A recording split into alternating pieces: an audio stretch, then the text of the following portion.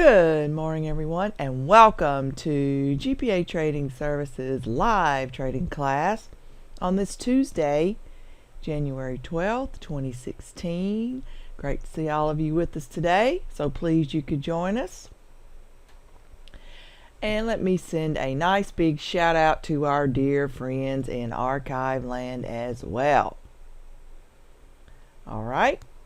So it appears everyone's ready to roll, so we'll get going. So please sit back, relax, and enjoy. And here's Gary. Thank you so much. Good morning, everyone. Today is Tuesday, Gary's Market Forecast, or GMF. It's the heads up on what's going down in the markets. But first, we have very specific rules of engagement. Those include the following. Do not trade with money you cannot afford to lose. Always trade with protective stops.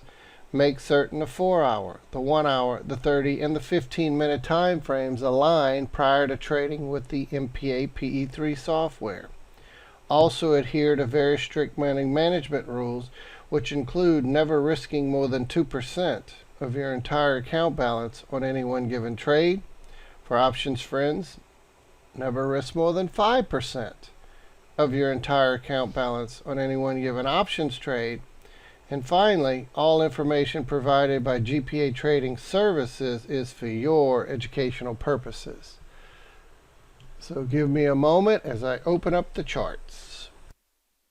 Okay, now that I have the charts up and the big red cursor, we should be good to go. Let's pick up where we left off on the euro. Again, I still think the euro is going to grind further up before busting lower. That's due to the cycling time frames are still telling us it appears we still have further upside to go.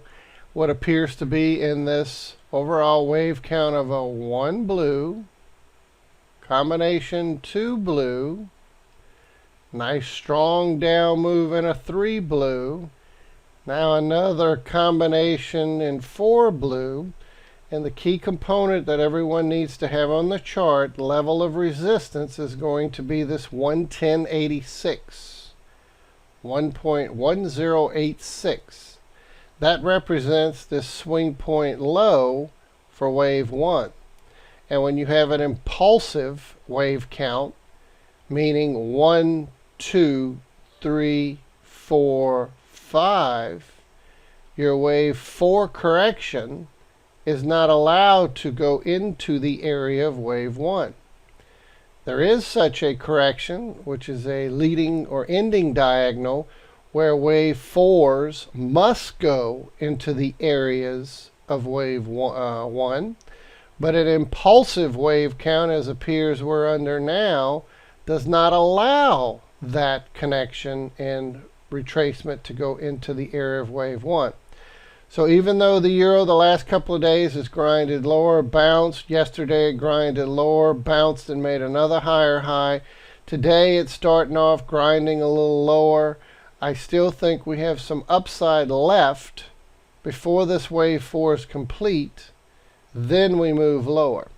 The other option is, well, what if it's still the same 1, 2, 3, 4, but the wave 4 ended here, and we're starting to do a 1, 2, 1, 2, and we're going to be moving lower and breaking new lows. That's also a possibility. And the last one I want to call your attention to is, what if this is the A up here, and this big move down is the B, and now we're working on a big move back up in C to complete this correction before then topping and rolling. So as I mentioned yesterday, using the slice-o-matic, Ron Popeil, no matter how we slice and dice this, whether it's the A, B, C, it's still projected to go lower. Whether it's the 1, 2, 3, 4 already over, it's projected to go lower longer term. And whether it's the 1, 2, 3, 4 combination 4, it's still projected to go lower. So please keep that in mind. that the only wave count that would allow for price to break above 110.86 would be the A, B, C scenario.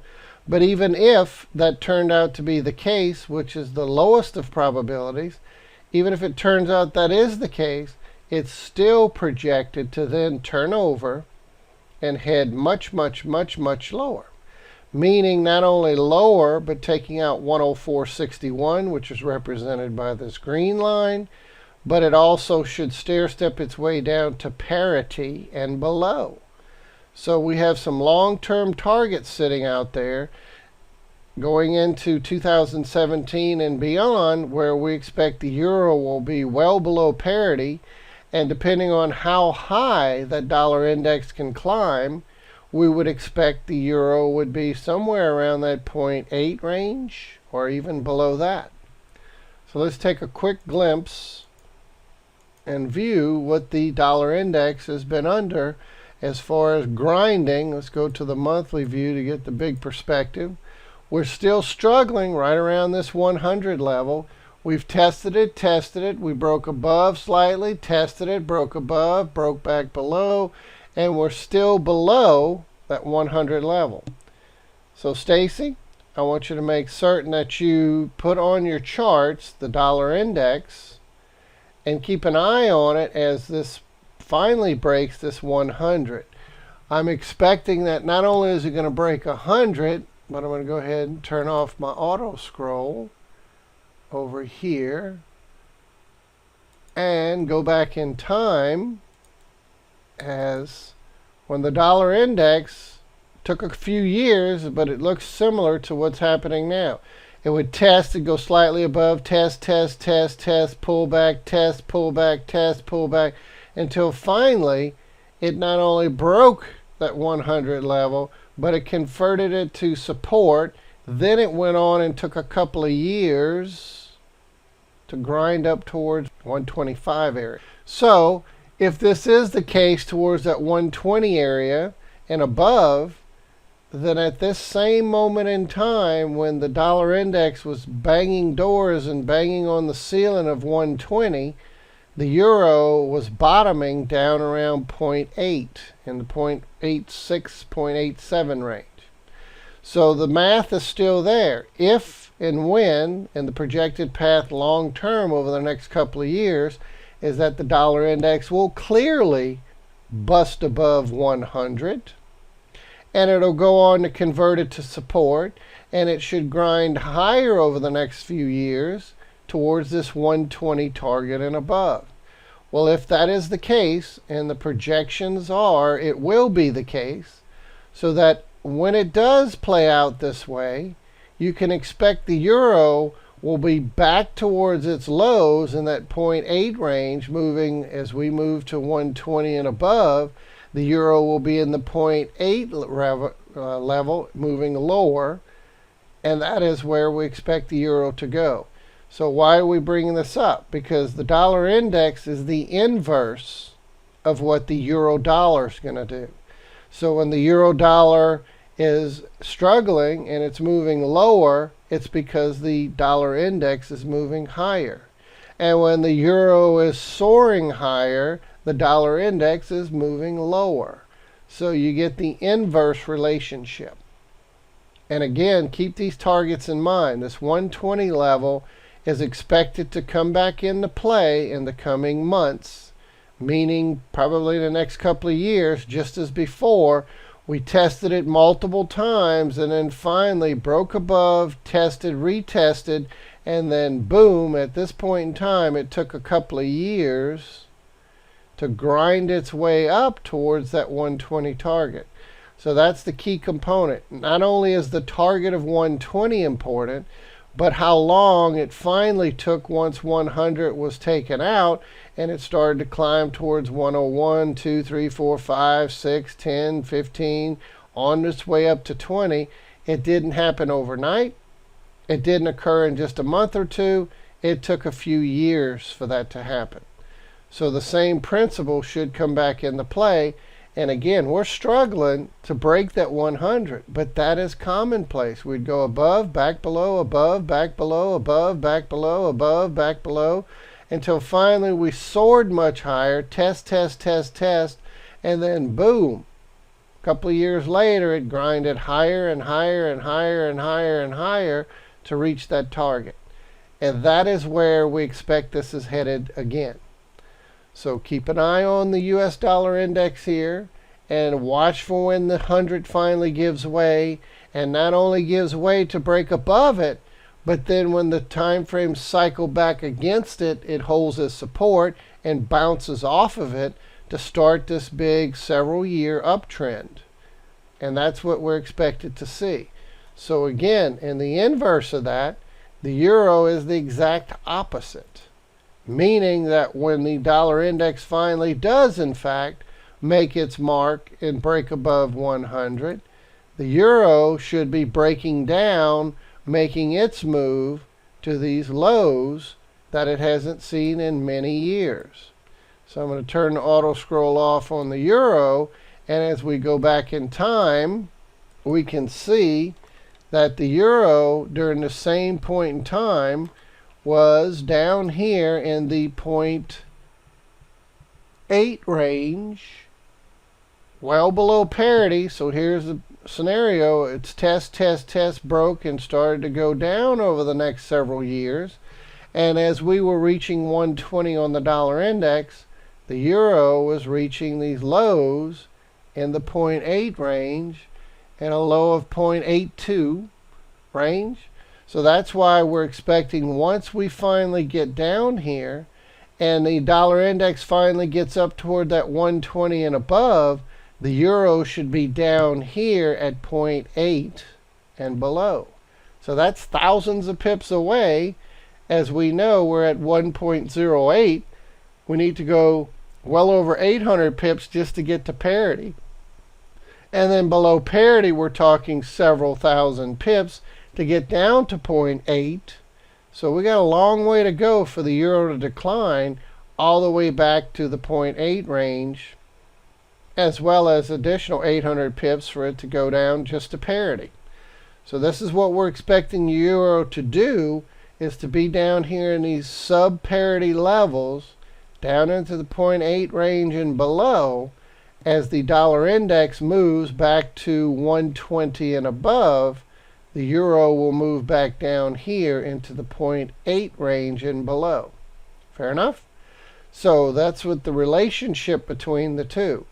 So as I go back and turn my auto scroll on, we can see that yes, we're in the midst of a monthly slingshot down on the euro, and in the inverse on the monthly dollar index, we're in the midst of a slingshot higher.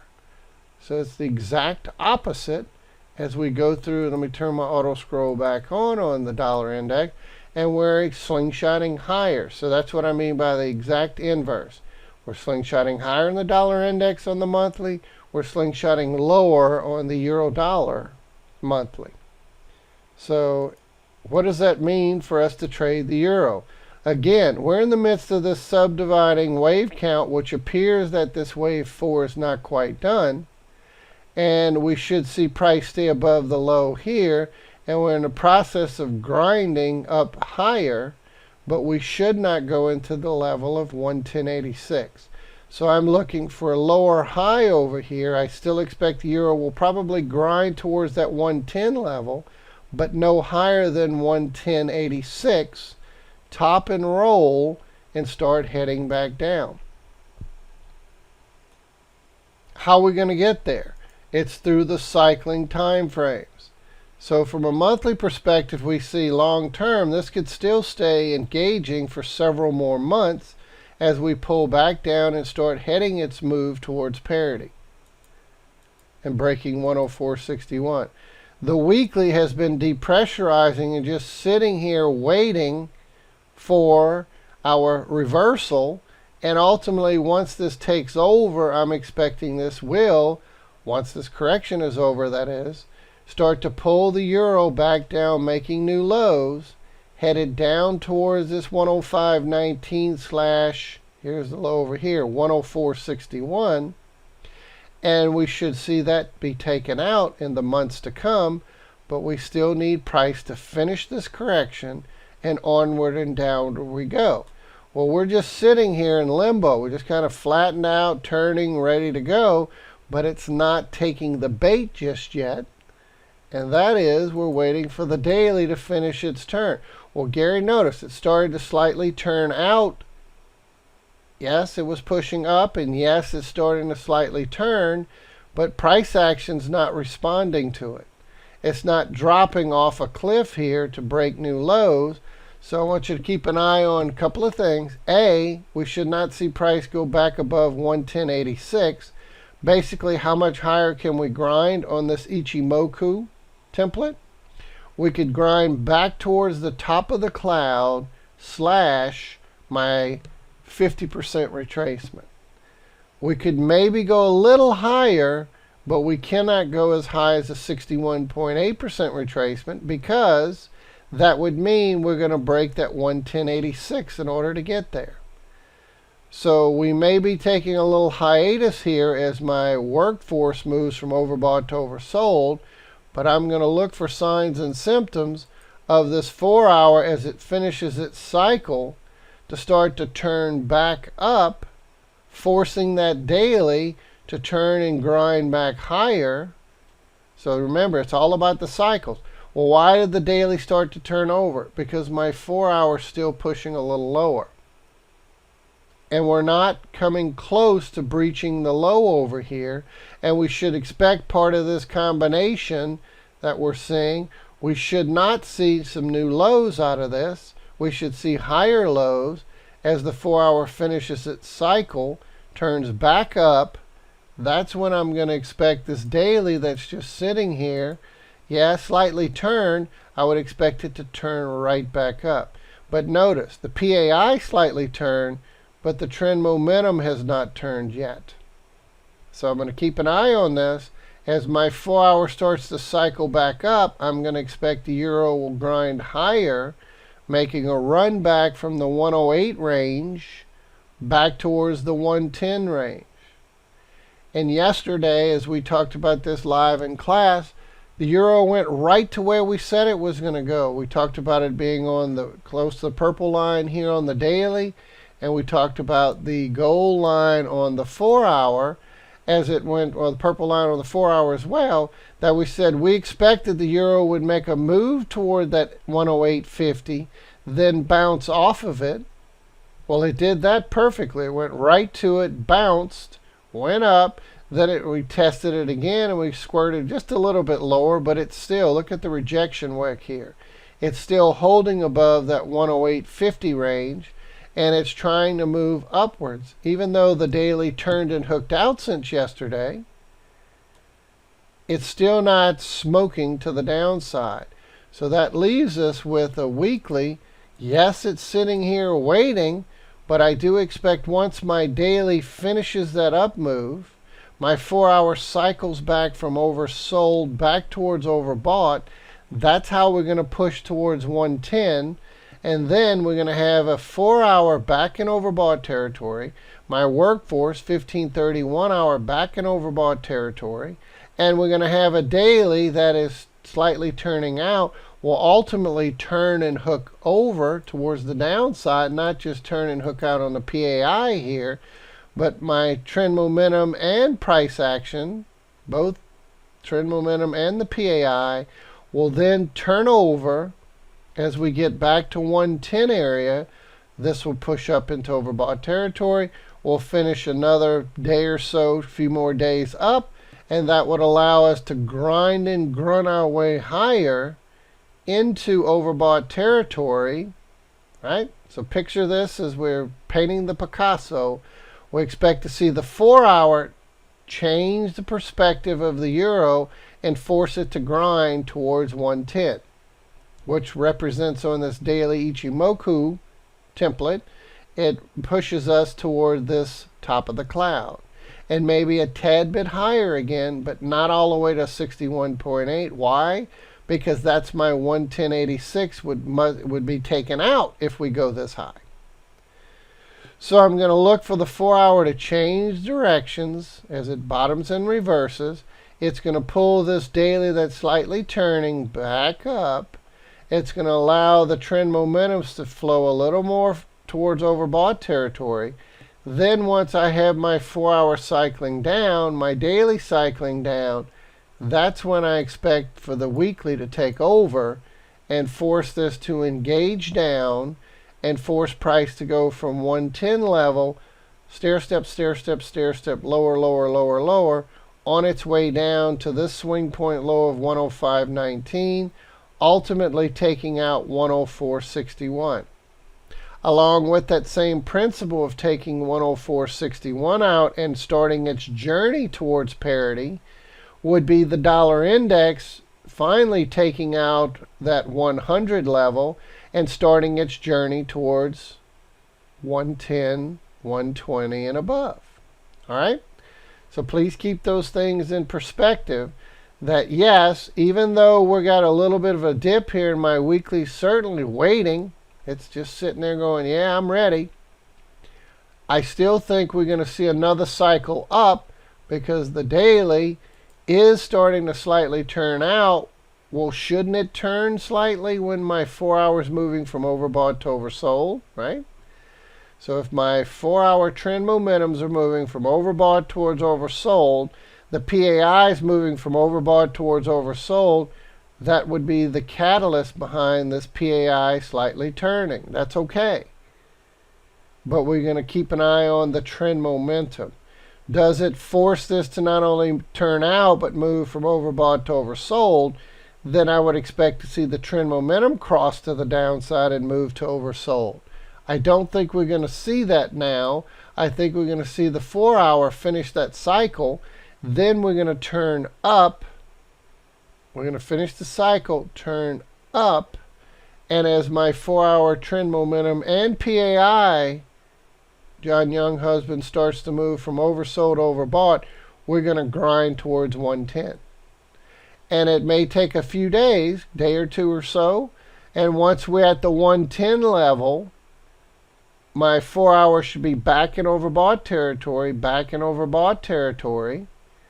And ultimately, once we turn back over, right, we grind all the way back in overbought territory, grind down, grind in overbought territory, start grinding down.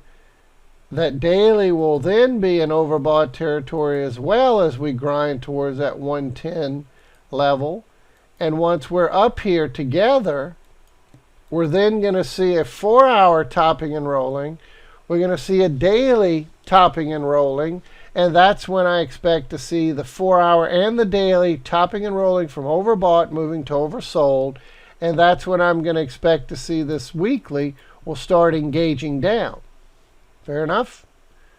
So it's all a matter of the cycling time frames. As we cycle and continue to move and cycle, I expect to see once we turn the 4-hour up, this daily PAI will turn up. We'll continue to move into overbought, so it'll take a few days to do this, probably grinding its way higher. And then ultimately it tops and rolls and forces the connection with the weekly to engage down. And we go dropping like a hot potato from 110, stair step, stair step, stair step, stair step, all the way down, making a run at the previous lows. 105, 104.61 and below. First things first. Well, what if, Gary, that you just talked about, William Bruce, what if my 4-hour, on the euro dollar projection, what if we're expecting this 1, 2, 3, 4 is already done up here, and we're in the midst of that 1, 2, 1, 2, and we don't go on to break a new high here and make a run towards that 110, but we start to break down. And the daily keeps breaking down and moves from overbought down, down, down, down, down, down, down toward oversold, and forces the trend momentum to cross and move lower, lower, lower, lower, lower. Well, yes, that weekly will start to be pulled down with it, and perhaps that's because this 1, 2 over here, 1, 2, 3, 4 is already done, and we're subdividing on our way down.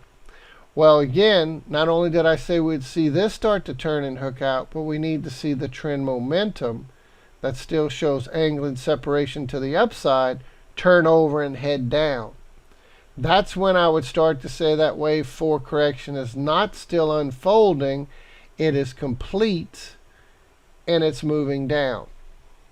We're struggling around this 108, 108.50 range from yesterday. We bounced up, we pushed lower, we're bouncing, we're pushing, we're bouncing. A lot of sideways activity. That does not start to hold true to being this is the top in reversal here, and we're subdividing 1, 2, 1, 2. We need to see strong downside movement.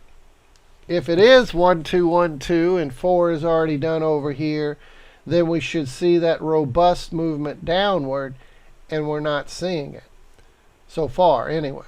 So that's why I still believe we're going to get another push toward 110. And all we need is for what? The 4 hour to finish its cycle down to turn up. And when that occurs, I'm going to look for my PAI that did start to turn down slightly to revert back to turning upwards and head toward overbought territory. We've seen this before where it can start to turn down and then boom, the 4 hour cycles back up and it turned right back up and continues to move in overbought territory. See it over here on the far left side? It was turning down and then the 4 hour cycled up, pulled the daily back up with it. The PAI followed suit and it moved into overbought territory. So this could easily follow the same path.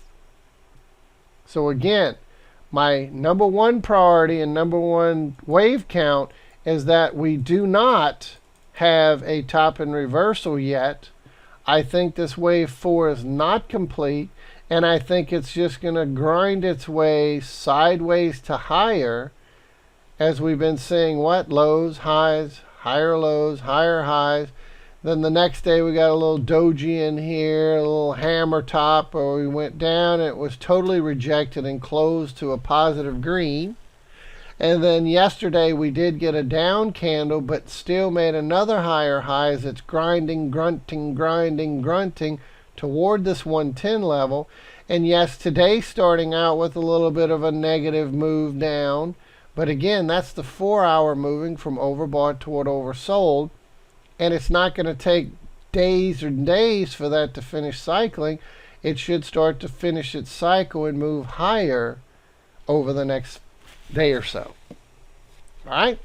So if I had to go, which one of the three wave counts is it? It is this one. It is the 1, 2, 3 combination A, B, C, 4. And I believe we're in the midst of this grinding higher first before the top in reversal. The second one that it could possibly be as far as percentage wise would be the 1, 2, 3, 4, 1, 2, 1, 2 moving lower. And then the least of the bunch that's likely is this A, B moving much higher in C. So again, if you joined us late, I think this wave 4 is not complete. It's still unfolding. I think we're going to see perhaps just a little more chopping sideways to lower for another few hours of this grinding chopping. But the 4 hours is going to reverse directions.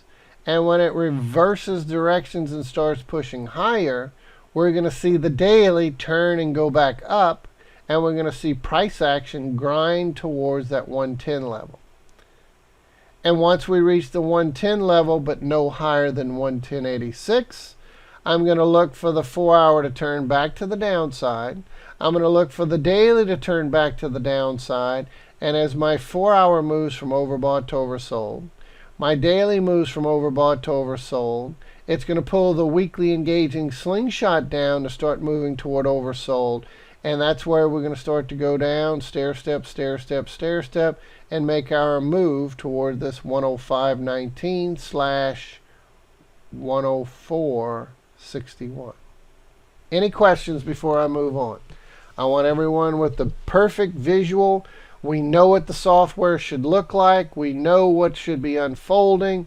And we're going to keep a keen eye on that in the coming hours, because I don't expect this to go busting lower. It's possible, but it's a lower probability than fizzling and turning back up to run towards 110. So what's another way of saying that? You see this swing point low here, this little B wave /2 here, and all this information. Part of this up move of a 1, 2, 3, 4, this initial move up is A. This combination down WXY is my B. And now we're working on an A, B, C higher. Right? So we got initial surge up. We're working on a little move down. And that should turn to another move higher and give me a little 3-wave move back up to finish this wave 4. So I'm telling you, I don't think, even if we see a little more downside, that's okay. I would not expect to see this low taken out. And for those of you keeping score at home, this low came into place right around this 107 range. So as long as, back to the square, as long as we stay above 107, this low here, I'm expecting this little down move to be short-lived. It's going to bounce and go towards 110 level before topping and rolling and heading down. That is this A, B, C to complete 4 here. Well, if it is the lower probability and it happens where 4 is done and we're going 1, 2, 1, 2, then we will not see a new high here and we're going to go on to break 107. And what would that take? Not only is the PAI turning down on the daily, but it needs to continue to push from overbought to oversold, forcing the trend momentum on the daily that is up to cross over back to the downside. Then, if that occurs and we see the trend momentum cross to the downside and we see 107 taken out, then we're going to go with 4 is done here, and that is a 1, 2, 1, 2. Subdividing in 3 of 3 down, working its magic onward and downward. What that means is if we see subdividing 1, 2, 1, 2, Harold and others, we should see very strong, robust movement lower. Stacy, we should see this baby smoking to the downside. That's what a 1, 2, 1, 2, 3 of 3 down means. It's subdividing to get a lot of head of steam to then surge down. Well, even though my 4 hours moving from overbought toward oversold, we still got a higher high yesterday. And we're struggling, even though we're pushing a little bit lower, we're still struggling because we got a long way to go. That's 150 pips to break out this 107. And my 4 hour is on the already moving from overbought toward oversold.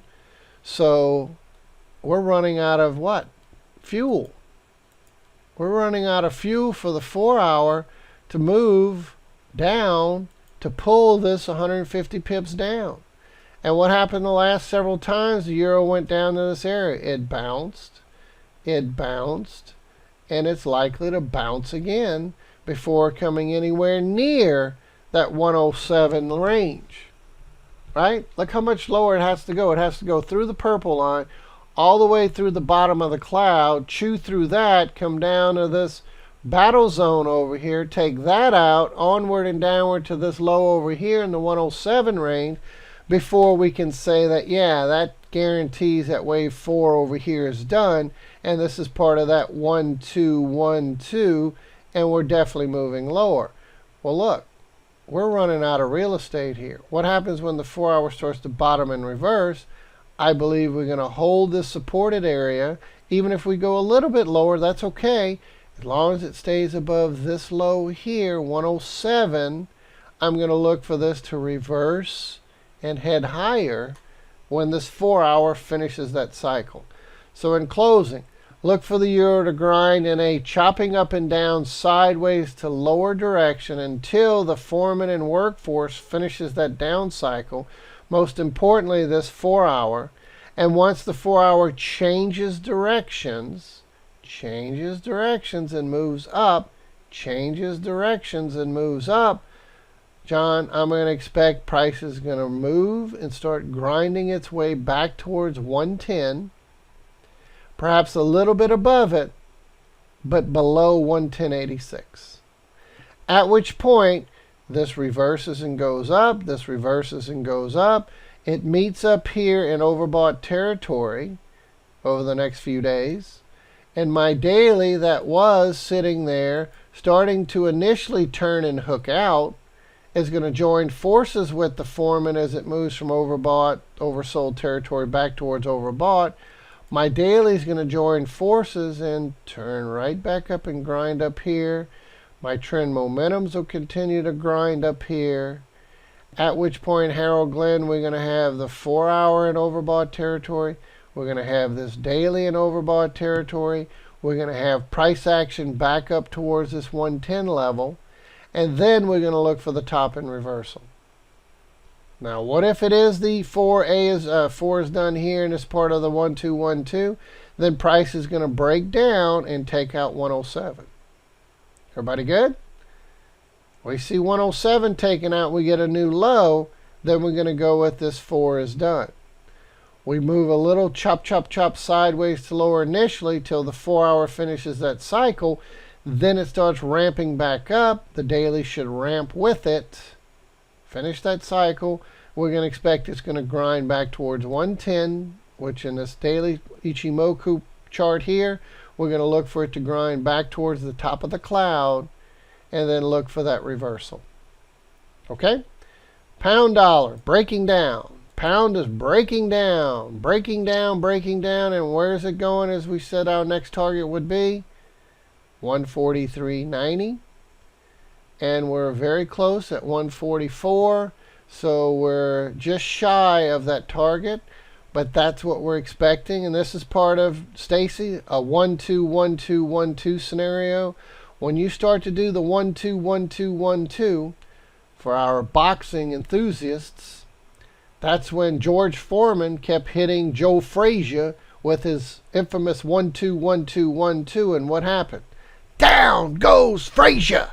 Down goes Frazier! Down goes Frazier! Well, the pound is doing the same thing. You keep hitting it with a 1-2-1-2. Its only direction should be, in the case of this 1-2-1-2-1-2, lower highs, lower lows, lower highs, lower lows, lower highs, lower lows. That is, it should be going down. At some point, we're going to get another 4 correction, then a 5 down to make a 3, and a 4 up, and a 5 down to make a 3 over here, a 4 up, a 5 down, a 4 up, a 5 down, as we subdivide, subdivide, subdivide. But as long as you got this long stint of 3 of 3 of 3 of 3s down, long term, the pound and the euro are expected to go and make its move at some new lows. Once we break out of 143, what do we have left on the pound? We have the pound when the market crashed several years back. The pound made it down here to the 135 range. And we're at 144, so about 900 pips from here.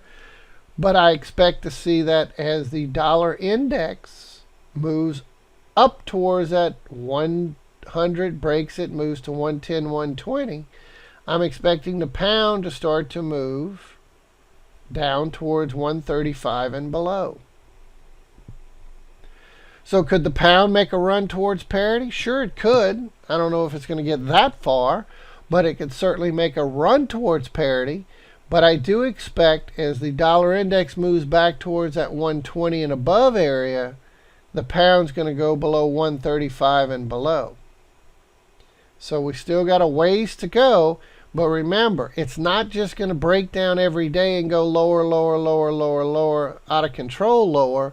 It's going to stair step its way down there. So once we take this target out, I will project, and here's another target over here. And then we'll work our way down towards 135. But just like I gave you target 1, 2 in green, target 1, 2 in magenta, this target down here at 143, I'll continue the journey of giving you further targets as we start making a run towards 135. Well, Gary, could we see the pound bounce several hundred pips? Yeah, it's coming. We're going to need a retracement. Part of this down move, we got to get robust retracements. Then a push lower and a retracement, a push lower, a retrace, push lower. Well, in the midst of a 3 of 3 of 3 of 3 down, that's exactly what it's telling us. Once this 3 is done here, which we're probably close to completing this 3 green, we're going to get a 4 green up, then a 5 green down to make 3 magenta. Then eventually we're going to get a 4 magenta up, a 5 magenta down to make 3 blue. And then a 4 blue up, a 5 blue down to make the 3 black. And then a 4 black up to a 5 black down to finally complete this downward direction. So we have a long way to go before 3, 4, 5, 3, 4, 5, 3, 4, 5, 3, 4, 5 plays out. But it means we should expect more stair-stepping in the months and going into next few years down the road. We should expect this to continue. From a weekly perspective, we see the same thing. Yes, we're reaching our target here, but we're still going to need this to go back up. And let's look at from a daily perspective. What does it mean when I'm finishing wave 3 going back into the next wave 4 higher? I'm going to expand that view for a second. So if we go back in line here and we see, well, if this is my 1, 2, 3 green, right, just on the bottom end here, I'll pull it up just a touch so I can have a little more room. Everyone see this swing point low here? If this is my 1 green down, 2 green up, 3 green down, then guess what? Once 3 is done, we should not allow or expect it to rally back into the area of wave 1. So you'll see this change. Once this is complete, I'm going to put a red line. I guess I can go ahead and do it now. But you can see this swing point low here. That's off limits for any type of bounce up in wave 4 to go into the area of wave 1. And then say we get a little wave 4 and a 5 pushes lower. Then we complete this wave 3 magenta. Well then, here's my wave 1 magenta sitting there where that red line is. Well, once that's done, that wave 4 correction back up would be limited to go no higher than this level here. But that's what I mean. These wave 4s can sometimes be very robust as long as it doesn't go into the area of wave 1. Well, that could be hundreds of pips, right? From where we are now at 143 range, say we just rounded off 144, and say this is over.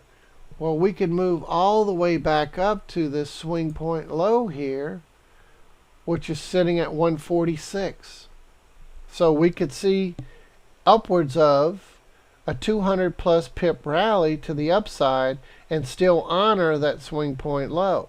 Well, what happens if we're down here in, say, the 141 range?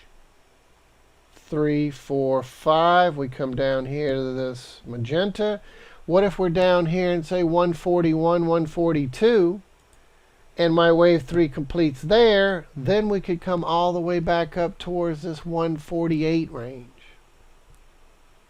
Right? 148.03. So from 142, we could climb almost 600 pips in a 1, 2, 3 magenta, 4 magenta, and we could run way back up here. So that's what I mean. Long term, I'm not expecting the pound to just stay in a strong downside movement. Big picture, yes, even with these robust movements back up, honoring these do not cross level, 1, 2, 3, 4, 5. Then check this out. Once the 3 blue is done, maybe we're down at 140, 135, 137, 138, somewhere there. When this 3 blue is done, then we can rally all the way back up to this swing point low, which is sitting somewhere around the 148 range as well, but upper 148, 148.92. So just round that off at 149. Well, you mean to tell me we could be below 140 and rally all the way back towards 149? Yeah. That's what this 1, 2, 3 blue would be all about. So everyone understand that 1, 2, 1, 2, 1, 2 means we're going lower, yes, but we can get these wave 4 retracements back in line up to this level, Then once that ends this wave 3 magenta, we can go back up as high as this level. And then once the 3 blue is done, we can go back up as high as this 149 range. And that means it just takes that much more time for corrections, push lower, corrections, push lower, corrections, push lower, corrections, push lower. And then, of course, when we get up here to the big boy, this wave 2, 3 black down here, then we got a long way to go in which we could have this come all the way back, and it's off the chart to the left over there, but we can have it rally probably over 1,000 plus pips and still not go into the area where it's not supposed to. And let me turn this off. I think we can go back and find that level. Now this wave 1 down here is way further, so we're back to 145. So once we're, hey, I don't know where we're going to be when that wave 3 black is done, but we could be at 120. Now, who knows? And then it could rally as much as a couple of thousand pips not to come in this area of wave 1. So does everyone understand that concept? When you have impulsive wave count, 1, 2, 3, 4, 5, my wave 3 ends, it cannot go back into the area of wave 1. And during the subdividing wave count, you have that repeat, rinse and repeat, rinse and repeat, rinse and repeat, rinse and repeat. So yes, my initial surge higher is limited. As it goes lower again, the next surge higher is a little bit higher. Surge lower, it's higher. Then when you get to the big boys, we're talking 3, 4, 5, 3, 4, 5, 3, 4, 5 multiple times. We could be so far down here that this 145 level up here makes it seem like, well, that's not very, high. Well, it could be a couple of thousand pips. If we're sitting down at 120, then a run towards 145 is several thousand pips back up, 2,500 pips or so, to get to that point. So any questions so far on the pound? If you're short on the pound, I would be taking some profits off the table. So let me turn my auto scroll back on. Move this to the right. As I expect, this will start to show some support and look for a rally back up.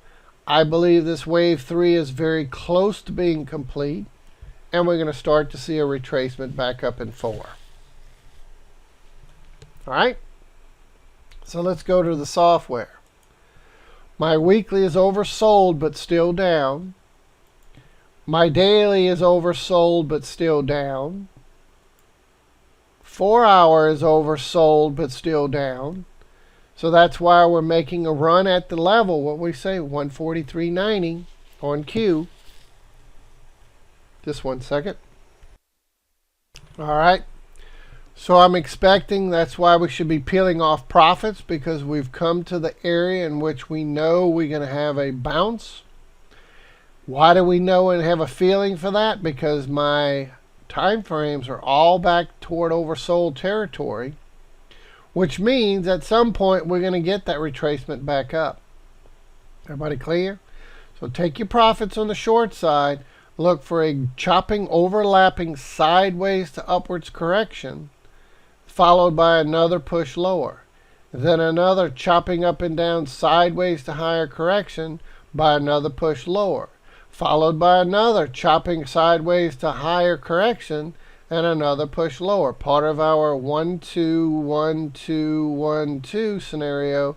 We're eventually going to reach 3s going into 4s, then down to reach the next 3 into another 4, then down to the next 3, another 4, down to the next 3. That's part of this stair stepping that's been unfolding for many months now. I expect to continue for many more months. And take profits because we're going to see that wave 4 start to unfold coming soon. Any questions on the pound? What's expected? What the plan of action is? So we're continuing to sell daily degree slingshots, yes. And as long as my daily stays down, we keep selling 4-hour slingshots. And once the daily turns up and my weekly stays down, we sell daily slingshots. Eventually, we're going to need for the weekly to start to depressurize. right? Eventually the weekly is going to need to join forces. And once the weekly joins forces, then we'll look for the monthly to eventually give us a retracement back up at some point. So that's part of the stair-stepping affair. All time frames need to be a part of this equation as they cycle from oversold down towards overbought and back and forth. That's what they do as they cycle up and down, up and down, up and down. So from a software perspective, we're eventually going to need another 4-hour retracement. We've seen them over and over and over to slingshot lower and lower and lower and lower and lower and lower. But that will somewhat come to an end because we need this 4-hour, Stacy and others, to move from oversold area back towards overbought. We've seen this phenomenon before, haven't we? Where the 4-hour stays lower and slingshots lower, lower, lower, lower, lower, and eventually it gets a nice robust move back to overbought territory. That's what's expected in the coming days. I expect to see this 4-hour turn and not only depressurize, but move from oversold back towards overbought. Trend momentums cross back to the upside and move from oversold back towards overbought. That's part of this wave 4 correction. And knowing it could go a few hundred pips higher at the moment, that would allow for the 4-hour to move back towards overbought. And then eventually the daily is going to say, yeah, I agree. It's my turn because I've been riding down here in oversold territory. Yes, we've seen that phenomenon before as well.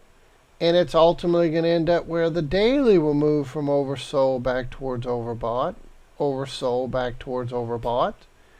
And we're going to look for the same principle. As we expect, this will make a deeper correction when the daily gets involved. But perhaps by then it's maybe the next wave 3 magenta, and it can move back up close to 300 pips or more before it reaches its wave 1 down. Any questions? So Gary, could we go a little bit lower? Yeah, we're testing that level I mentioned. I'd definitely be peeling off profit. Doesn't mean it can't go a little bit lower, but as you can see, daily, 4-hour, all these are in oversold territory. It's due for a bounce. So when it does bounce, John Young husband, I want you to think in terms of, hey, that bounce we're experiencing on the pound is in fact our wave 4 correction going back up. How cool is that? Pull this back down in perspective. But that's exactly what we're seeing this as part of that wave 4 correction, is allowing this to finish its move, to make its correction back up. Again, we're limited. We can't go any higher than this low here, but we certainly can stair step our way. And usually when I have a 3 going into a 4, it should ultimately end in some sort of 3-wave move, finish the correction, then move lower. Everybody good? Just 1 second. All right. Okay, let's move on to the S&P. As we stated yesterday, the S&P is projected to start to break down longer term. The question is it going to give us a nice move higher first? As in many cases, if we go through these different wave counts, and people, I don't want you to get confused, all this different labeling, what does all this mean, Gary? We know what that means, Al. We simply follow the line of progression. As I called yesterday's class, it's the line of progression plus money management equals success. My line of progression is telling me that yes, we should ultimately move down further. Depending on which wave count it is, we could get another nice retracement. And one of the rules of a leading diagonal, part of this little 1, 2, if we're looking at different wave count, but part of this latest little 1, 2, 3, 4, 5, if I have a leading diagonal for position number 1, which would represent this 1 blue, then it's high probability wave 2, as it unfolds, will be deep in nature. Deep retracement. Well, what if it's not that and it's part of this 1, 2, 1, 2 and we're moving 3 of 3 of 3 down? That leans more to the most bearish wave count of these, which would state we're going to go much, much lower in the months and months to come, including but not limited to, Elizabeth, I'm coming to join you, honey. Here comes the big one with the market crash, etc., etc. So is this little bit of a bounce going to be part of this robust wave 2 higher? Or is this bounce part of this, back over here, my A down, my B up, my C down, working on my D up, to then go down in E to make a triangle A, B, C, D, E, to end this wave 4 over here somewhere, to then start with a more bullish outlook and head back up? Or is this part of this 1, 2, 1, 2 moving lower to complete this wave 4 over here and then move up? Or is it in fact, nope, neither one of those. It's Elizabeth, I'm coming to join you, honey, and it's part of this 1, 2, 1, 2, 3 of 3 of 3 down, and we're ultimately not only going to continue to stair step lower, lower, lower, but we're going to go blowing past 1350 in the months and months and months to come, which means I can no longer be in a wave 4 correction. It must be the market crash. Elizabeth, I'm coming to join you, honey. So let's go to this one to show that in the big picture what we're talking about. And here, as we can see, we have part of this movement, and it's an A, a B. We're moving down, and I'll push this over a little bit more, down here in this wave 2 down. So we got a 1 up, an A, B, C, 2, working its way down and finishing B, A, B, moving lower in C to complete this wave 2 over here. This is Elizabeth, I'm coming to join you, honey.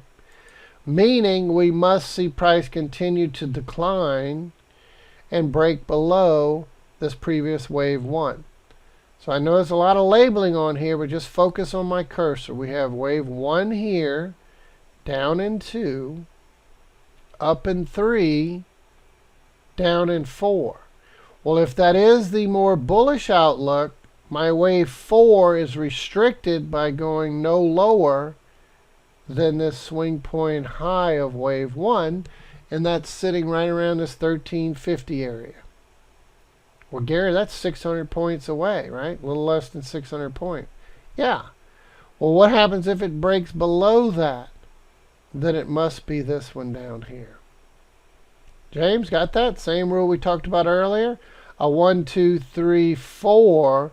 This wave 4 correction, yes, it can end up and move lower, no questions asked, but it cannot move below 1350 range because that's where my wave 1 is.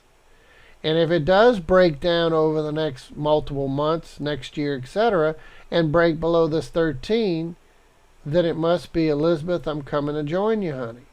Well, look at this. This wave 4 can come all the way down here and even hundreds of points more before it would diverge between Elizabeth, I'm coming to join you, honey, and this 3-4 correction. Hundreds of points before I can say which one it's going to be. But once it finally proves its intentions and it breaks below this level, then it must be this one. I would expect further downside in excess of several hundreds more points, meaning this is 1300 range, and we're going to go back to 665 and below. So we're talking in excess of another 700 plus points to come down here.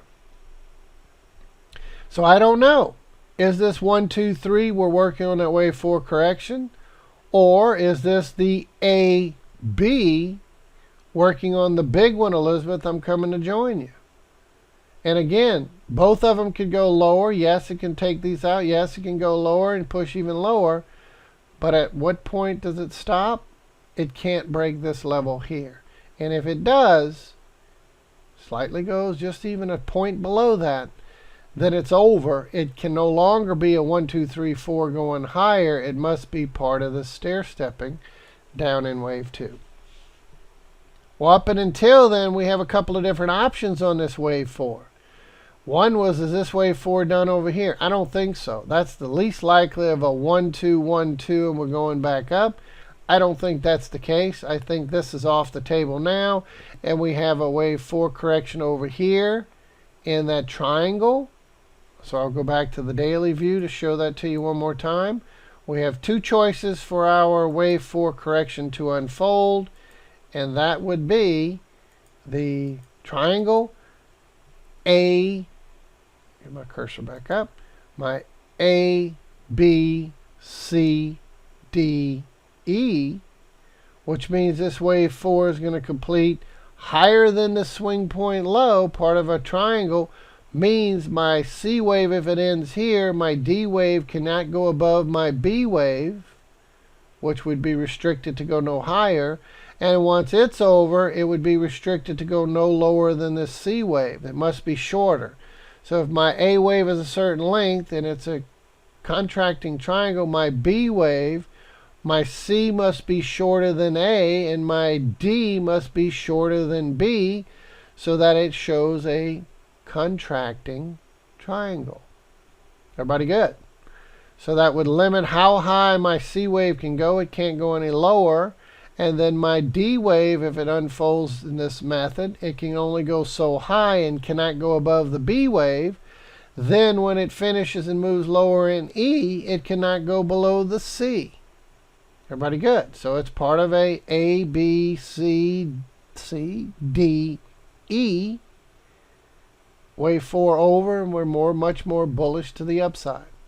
The other bullish scenario is still bearish in a sense, that we expect this to decline much further before then finishing, then moving higher. And then the last one is very bearish, where it's part of that A, B, working on Elizabeth, I'm coming to join you, honey, way down here, going down below 665 and below. Everybody good? So I think y'all, we talk about this every day. I think y'all got it down pat. We had multiple wave counts that it could have been. We slowly but surely have taken them off the level, off. So we're left with basically 3. And yes, there could be a little bit more in here, but these are the 3 most primary type of waves that could be unfolding. Which one do I think it is? I think still, there's no way to tell what's the wave 4 going to diverge between Elizabeth, I'm coming to join you, honey, or this one here. But we could have this 1, 2 higher, this C, D, E scenario. But in every case, we no longer expect this to go blowing up here until we finish this wave 4. Any questions? So what does that mean, Gary? That means if this is part of this, look at the magenta level. 1, 2, 3, 4, 5. We don't call this a contracting triangle. We call it an expanding triangle. Why? Because my wave 1 is the shortest, 2 correction. My 3 is longer than 1. My 5 is longer than 3. My 2 is shorter than my 4, so it's expanding, right? So 1, 2, 3 is longer than 1, 4 is longer than 2, 5 is longer than 3, and it's expanding out. When that happens, if this is what's going on, then we're going to expect a nice robust move higher, but cannot go into the area where it originated. So what's going to be off limits is this 2104 area. Everybody good? So Gary, you mean to tell me that the S&P could grind up from this 1920, 1930 area and go towards 1950, 2000, 2050, 2100, yeah, but not above 2104. At which point it should top and roll and head down in wave 3 blue of 3 black. Everybody good? Or if it's the CDE, then again, we're limited by how high we can go. We can't go breaking above that level over here, a little bit higher, because here's my A, there's my B, here's my C. Well, my D cannot go higher than this swing point at about 21.17, I think it is. 21.09, sorry. So we got 21.04 on the 1-2. We have 21.09, 7.75 to be exact, on this ABCDE scenario. And even Elizabeth, I'm coming to join you, honey. We're going to go nowhere near the 2100. We're going to continue to subdivide 1, 2, 1, 2. Then yes, we'll get our 3 down, a 4 up, 3 down, 4 up. But in those cases, if we're at a 1, 2 blue to green here, and we finish 3 green here, then we cannot go up to this low over here. Everybody good? So you'll notice there's a big difference. If it's 1, 2, I can go towards 2100.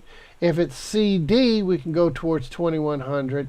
If it's Elizabeth, I'm coming to join you, honey, the most bearish, and it's 1, 2, 1, 2, we're back to the same principle as the pound. Once 3 is done, we cannot go into the area of wave 1, and that's sitting over here in the 19 range. And that low is 1983. So I could go no higher than 1983. So that's why if we see this start to grind and break 1983, then it sets the tone. It must be the 1, 2 blue or the CD here. Everybody feeling me? Everybody feeling me on this? So is this going to be a robust movement? What happens if we break that 1980, 1983? That's why I told you yesterday, put on your chart, if it breaks that 1980, 1985 range, then it must be either 1, 2 going higher or my CD going higher. What if we go up here and we stay below 1980 and continue down? That's why I believe the highest probability is we're going down, and we should not see price go above 1983. Everybody good? So put that on your charts. That's swing point low. So if I'm using a different platform and I look at my swing point low, I want you to look at this swing point low here. We should not go below that level. It occurred on December 14th, 2015. And my low is 1983 on this platform, which is Windsor Direct. If you're using something else, go to the same low on 12/14/2015, whatever that number is. Price should not go into that area if we're in the big, most bearish counts looking at this movement down. So, where does that leave us? That leaves us with, let's look at the software. Stacy, look at the software. Why do we believe we're most likely going to stay below 1983? Well, yeah, my 4 hours depressurizing, that's good. That's part of a little bounce. That's why we're seeing this little bit of a bounce. My daily is also starting to obviously give some leeway in this depressurization because it's time, it's oversold, and it's starting to depressurize. That's good. In order for us to sell the next daily slingshot, we need it to depressurize to form that slingshot, right? We need it to depressurize to form that slingshot. Well, why do I think it's the more bearish of the counts, not the bullish of the counts? Well, we still should expect further down because, yes, my daily's starting to bottom, but it's going against a weekly smoking to the downside. I mean, literally smoking. Angle and separation trend momentum 1, which is the red and the green. Angle and separation to the downside on trend momentum 2, aqua below yellow. And my trend momentum, not only 1 and 2 moving lower, but my PAI, price action indicator, is smoking to the downside. So when I have a weekly trend momentum and PAI pushing down, Andres, I have a daily starting to depressurize. That fits well with that 1-2-1-2 scenario, and we should not see any rise back into the cloud. We should be restricted by going up to 1983 and above. Everybody clear? So even on the daily perspective, as we look at this trend line, it broke through the trend line, tested it, it rallied and tested it again. It's struggling to break this. It's got a long way to go before it comes up here into that 1980 range, which is the bottom of the cloud. Well, Stacy, I could see, yeah, this grinding, chopping, overlapping sideways to higher correction. So, but longer term, I'm looking for what? A daily slingshot to sell. There was one here. Dramatic movement lower. I mean, fell off a cliff.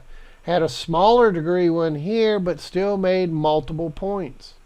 And for those of you that trade, like Andres, trade futures, hey, S&P E-minis, they die and go to heaven when they make a point or two. Well, when we sell slingshots, we're making 10, 15, 20, 30, 40 points, 50 points, 60 points. Far superior to a point or two. So that's why we follow the line of progression. What is the line of progression? It's the cycling time frames. What is the job of this indicators? It's to go from overbought to oversold, oversold to overbought, overbought to oversold, oversold to overbought, and back and forth. Both the trend momentum and the PAI, its job is to go from oversold to overbought, overbought to oversold, oversold to overbought, overbought to oversold, back and forth. Well, we know it can be interrupted through this principle we call slingshotting. That's the direction following the higher trend. So in my weekly is continuing to move from overbought to oversold, trend momentum and PAI are down. What does that mean? Just what I showed you a second ago. When the weekly trend momentum and PAI are clearly down, it means the daily during that period of time should depressurize at some point and slingshot lower. Depressurize, slingshot lower. Depressurize, slingshot lower. And as long as this weekly stays in a downward direction, I'm going to continue to look for that strategy of, and it's right there on the chart, selling D1 slingshots. So as my daily starts to depressurize, I welcome it. Hey, S&P, please do. By all means, please do depressurize. So that when you finally set up for the next slingshot, I'm going to sell the living daylights out of you because I know it should move lower and continue with this downward direction. So part of our wave counts talk about this being a ABC, part of that process in a 1, 2, 3, 4, 5 expanded triangle, which means we should see a robust wave 2 higher. Well, guess what's going to have to happen? In order for us to go robustly up, we're going to need to see price break above 1980, right? My 1983 low. It must break above that. Then we're talking 1, 2 higher or my CD higher. But what else is going to be required on the software? My daily is going to need to go from oversold back towards overbought. Not only the PAI, but the trend momentum will need to cross and start moving towards overbought territory. And it's going to require and force the weekly to join forces. Star Wars, may the force be with you, right? May the force be with you. Largest movie ever. Blockbuster. Well, in order for us to go robustly to the upside in that 1, 2 correction or that CD correction, Andres, we're going to need what now, Stacy? What are we going to need? We're going to need the daily to turn and move from oversold to overbought. Yeah, but we're going to need the weekly to join it. So it leads me down my wave count. Well, if it's my 1, 2, 1, 2, I understand that my daily can depressurize and make a run towards 1980, 1983, but it must stay below it, at which point it's going to slingshot down and go lower and not go into the area of 1983, which would mean that 1, 2 going up is not what's happening, not what's unfolding, or my C going up in D is not what's unfolding. It's part of that 1, 2, 1, 2, and this is just simply the retracement to a lower high and then followed by a lower low. So your trade alert is to sell the next daily slingshot. Well, Gary, that's not helping me because that may take a few days. This thing could literally chop and grind, chop, chop, chop, chop, chop, sideways to higher for days as this starts to separate and then slingshot. But Whether it's today, tomorrow, the next day, early next week, we're going to look at selling the daily slingshot for as long as, right, Harold? For as long as my weekly trend momentums, PAI, are pointing down. So whether it takes 1 day, 2 days, 3 days, 4 days, if this is still pointing down at that point in which the daily is engaging, I'm going to expect to see price make some new lows. And at this point in time, with the weekly pointing down like this, it's unlikely we're going to go breaking above 1980. 1983 to be exact, right? So what should we see? We should see some chopping sideways to higher. My daily depressurize the whole time my weekly stays down. So then I follow the trade alert and sell the D1 slingshot whenever it engages. Which means we should see price action honor the 1983 level by not going into that level, staying below it, and then slingshotting, making new lows. And the last several days and the last few weeks, we've been headed lower. Well, we should be. Look at the weekly. This is why the line of progression plus money management equals success. When the time frames align and they're moving and cycling, that's when I can understand, even in the strongest of an uptrend, we're going to have times when it depressurizes and moves against it. Right? My monthly was moving higher. My weekly started to slingshot higher and higher and higher and higher and higher and higher and higher and higher. Man, that thing went on forever. What is all this? It's not the U.S. economy recovering. It's the government intervention. TARP, QEs, multiple QEs in there, quantitative easing, buying the debt, buying the debt, buying the debt. Economy's not in great shape. Scary to say that, but it's not. So all of this ridiculous climb and recovery has been basically manipulated by the government. So where does that leave us? At some point, we're due for another crash. Is this the beginning of it? Or are we going to get another euphoria where the government starts another buying scenario and we get another push? But eventually, think about what the government's in right now. They're in a rock and a hard place. Well, interest rates were higher and they pushed them down to virtually zip, zerp, however you want to say it, nada. So we're already at low interest rate. Well, they raised it 25 basis points. I don't think they're going to have the luxury of raising it to go too high because the economy is not recovering along with it. So what happens if we need to lower interest rates again, but instead of being in the 5-6% range, it's at 2%? It doesn't have a whole lot of leeway to push interest rates back to zero. Limited. And in some countries like Switzerland, I don't know if you have heard this or not, the banks are charging individuals money. They're giving negative interest. Meaning, hey, you put money in our bank, we're going to charge you just to have your money in our bank. That might happen here. Who knows? We're not paying any interest rates now, Stacy, so it doesn't behoove you to leave your money just sitting in a bank somewhere. That's a joke. You can leave it for the rest of your grandchildren, great-great-great-grandchildren's lives, and you will virtually make zero money. It's basically at 0% interest. Well, what happens if the Fed starts to raise rates? I don't think they're going to be able to go raising interest rates to get back to 5-6%, or many years ago when it went to double digits. I don't think the economy can handle that. So if we start to see the market crash again, where they lowered interest rates to stimulate the economy, they're going to have less stimulation available because interest rates are already low. Pay me now, pay me later. Pay me now, pay me later. Understood. If you look at D1, how exactly do you make the difference between depressurization and engagement? Okay, Idris, looking at the D1. We're starting to depressurize because the PAI is turning up. All right, everybody see that?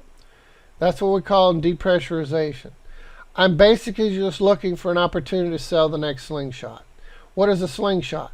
Well, it's when my red/blue or red and blue separate from green money flow and then snap back in this slingshot formation, like over here, like there.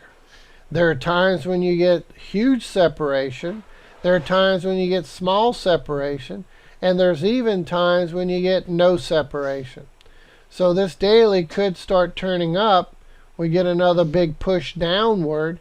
And all of a sudden, this PAI that was up just flips right back over. Right? So it's not always picture perfect where we get beautiful separation or large separation. Sometimes it could just be the PAI that was turning up, flips and turns right back over and heads back down. But this is part of that depressurization. What do we need on the daily perspective? We need the 4 hour to move from oversold back towards overbought. So my daily may sometimes not get total separation this way to do a big slingshot like it did the last time. We had multiple days of a rally in which it separated, then flam, snaps back, engages down, and starts to make this next big push. Well, we at least need the 4 hour to move, and I'll start to do my, let me turn my red cursor off because it does not allow me to click on all these things. I have to separate from the red cursor, then click to do this, but I'll start to do it the old school way.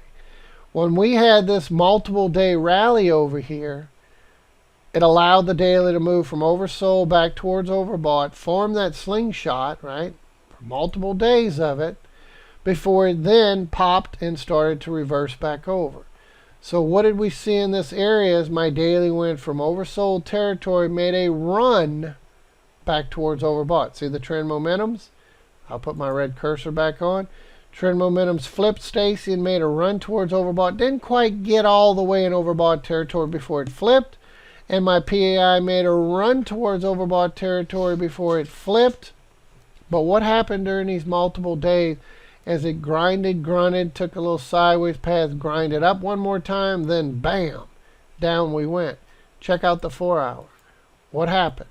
And this is no matter whether we get big separation or just a little separation. It's that 4 hour moving as we go through that process. It's moving from oversold towards overbought. All right, so I'm going to move that out of the way. And here we go. So what happened back then?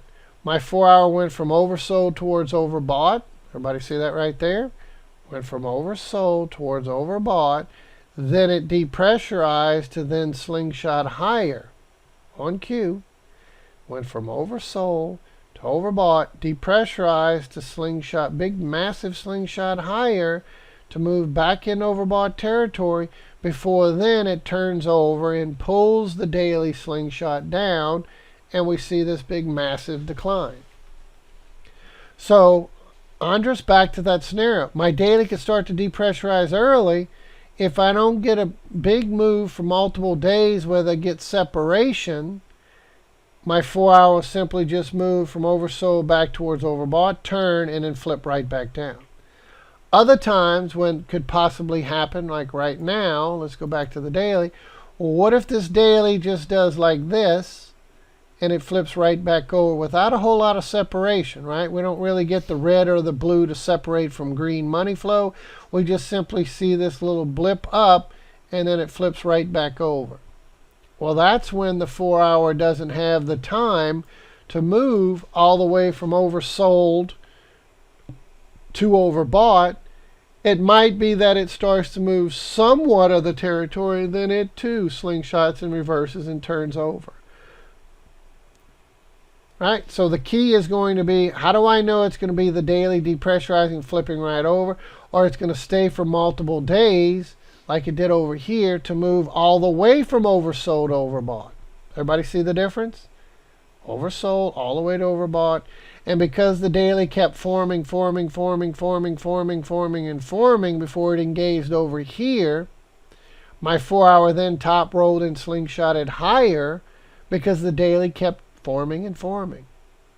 If I don't get that, Andres, meaning I just have my PAI turn up a little bit, my 4-hour flips and the daily flips with it, then it's still that process of the 4-hour moving towards overbought. So to answer that original question, what does it mean when the daily's starting to depressurize? It means you're going to first see the PAI start to move, and sometimes it can include the trend momentum. Other times you won't get quite that robust movement higher, and you're going to get perhaps either small separation or no separation. But one thing is always constant. It's about the 4-hour moving from oversold back towards overbought, then flipping over. So what happened in that one scenario when the 4-hour move to overbought territory started to turn? The daily was still separating, still pushing up. It didn't turn with it during that initial turn on the 4-hour, so the 4-hour was then forced to slingshot higher. Make sense, Andres? What I'm watching for? So what can I do with the S&P? When during these chopping markets, you trade the cycle of the foreman and the workforce. Is that something new? I see it every day. Every day. Don't trade without the alignment of the 4-hour, 1-hour, 15-30, right? We call the 15-30 1-hour the workforce. We call the 4-hour the foreman. So when I trade, I'm always trading with the 4-hour foreman and workforce, whether it's along with the daily, like an engaging daily slingshot. Well, what happens when a daily slingshot engages? It's because the foreman and workforce are pushing lower to force the daily to engage, or the foreman and workforce are pushing higher to force the daily slingshot up. So depressurization means that we're seeing the lower time frames cycle from an either oversold territory back towards overbought or an overbought territory back towards oversold. That's what we mean by depressurization. And again, sometimes the daily will take days. 1, 2, 3, 4, 5, 6, 7, 8. It took about 10 days. Higher, higher, higher, higher. 4-hour turns over. Daily goes not ready. It then forces the 4-hour to slingshot back up to make another high. Right there. Well, what happens if the 4-hour turn and the daily started to turn? Well, when I sell it, I expect to see another lower low. And it didn't happen until after the 4-hour top rolled, slingshotted higher, then topped and rolled again, that the daily followed suit.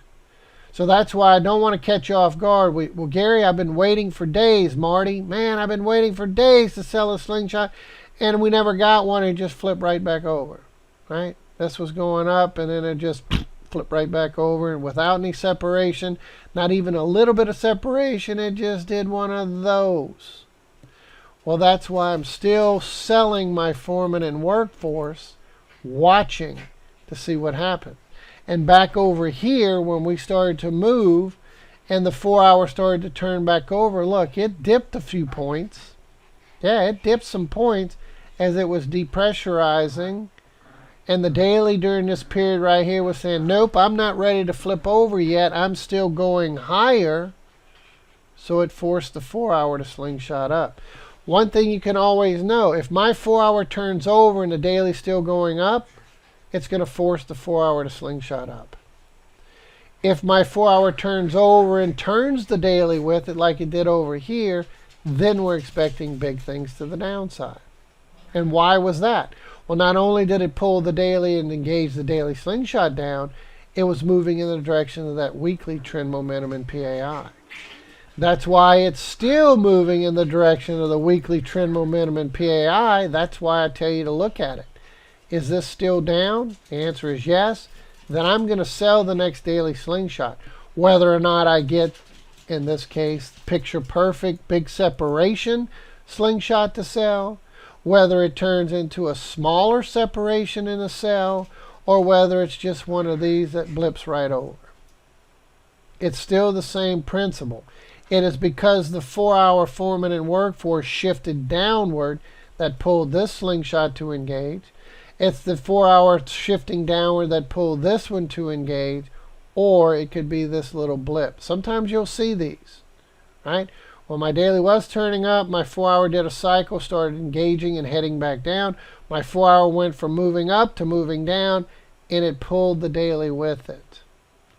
Other times the 4-hour will turn and roll and it won't pull the daily. The daily says, nope, not quite ready. And so it forced it to slingshot up. Then the next time around, it did pull the daily down. So hopefully that makes perfect sense to everyone, that it's simply a matter of the cycling time frame. And as they cycle, they're going to cycle. Stacy, one thing you can put in the bank, guarantee that no matter what the market conditions, market crash, sideways consolidation market, breakout scenario, I don't care what type of market condition, the time frames are always going to cycle. That is a constant and a consistency that over the last decade plus, this is why this is the last system you ever need, because the time frames, Andres, will always cycle. Well, what happens when you get a very small consolidated market? The higher time frames will just kind of sit there and pause, but the lower time frames, my foreman and workforce, are still cycling up and down, up and down, up and down, up and down. And during that cycling process, I look for signs and symptoms. What was my symptom and sign here? Well, my 4-hour went from oversold to overbought. That allowed for this daily to start to depressurize. And once it started to turn over, the daily said, no, I'm not ready yet. So it then forced the 4-hour. Okay, daily's telling the 4-hour, yeah, I appreciate you moving from oversold to overbought, but as you're starting to turn over, I'm not ready. So it's going to force you to then join me because I'm the higher time frame. Everybody clear on that? So in closing, as far as the S&P, I still say we're going to be limited how high we go. My weekly is the one telling us that we're not ready for any type of robust movement higher. If we get a robust movement higher, meaning a 1 going up in 2 or my C going up in D, it's going to require the weekly's help. And Andres, I guarantee, my friend, if this weekly does not turn, right, and what's going to turn first? My PAI is going to turn before the trend momentum. That's by design. Because if my trend momentum would turn first before the PAI, it would take away the slingshot phenomenon. There are times when what? I'm still going down on the trend momentum, and then all of a sudden we're engaging up when the trend momentum is still headed down. And after days of engaging, in this case weeks of engaging higher and higher and higher, yeah, it pulled the trend momentum back to the upside. But early on, when this first started to turn, we're still headed down. We didn't cross back to the upside till later as this engaged. Then it pulled the crossover. So, yeah, if I don't see this PAI start turning based on that daily depressurizing, Andres, what's going to happen?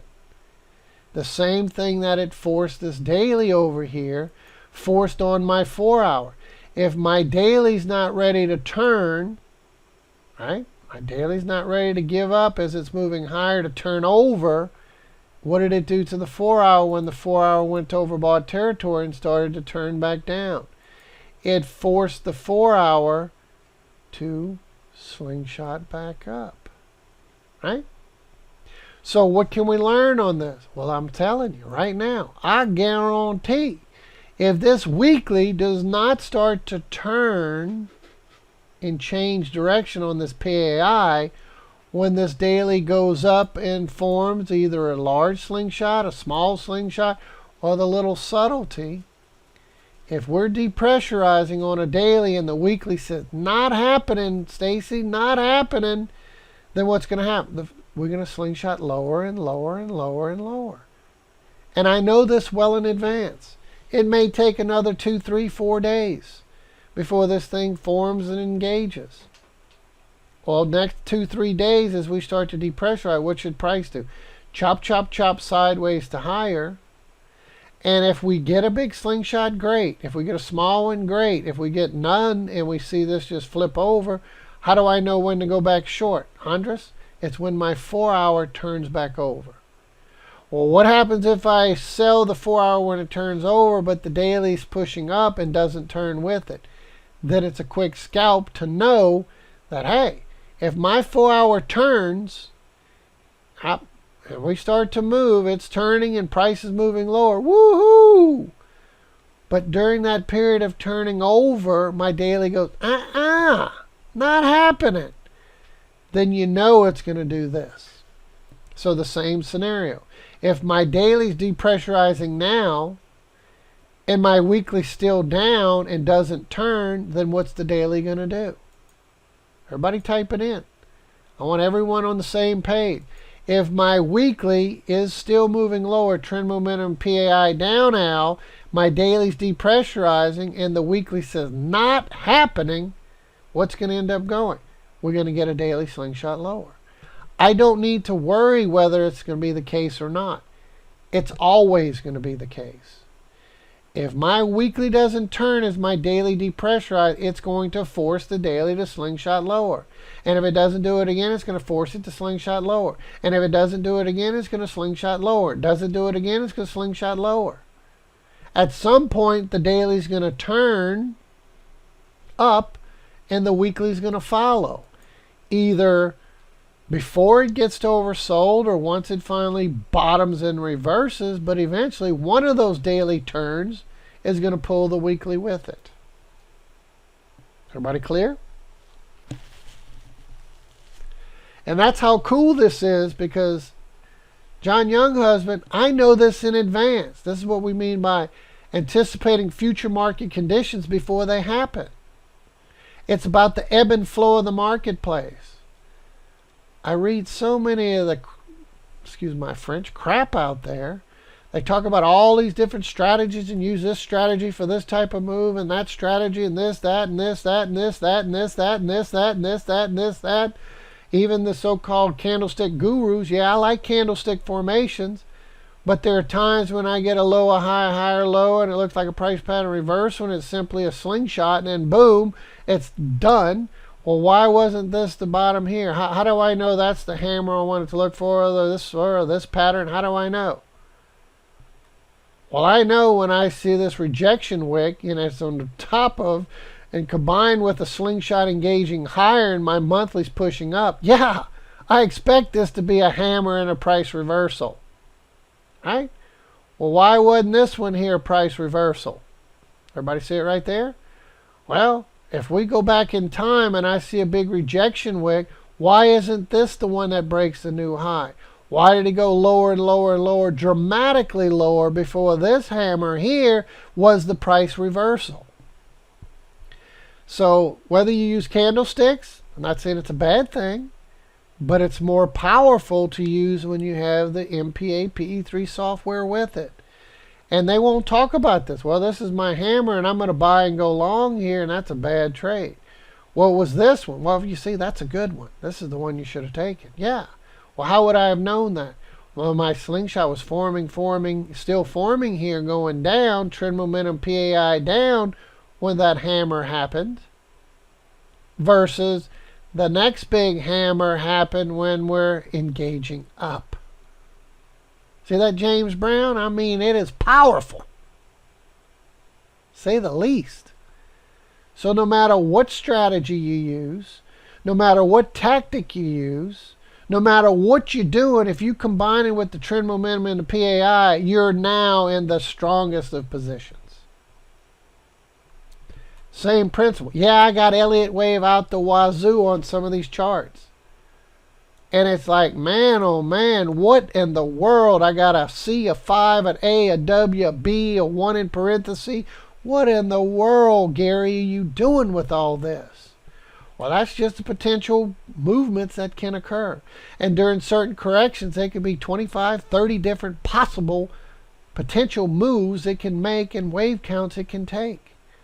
But I only give you a handful of them at best, usually just 2, sometimes 3 or 4 to give you the bigger picture. But that's why we play the line of progression, Stacy. That tells me what is most likely to happen. And to occur. What's most likely to occur? Well, again, is this the one going up in 2? It's not going to be the one going up in 2 if that weekly doesn't turn. Well, what if it's the C going up in D?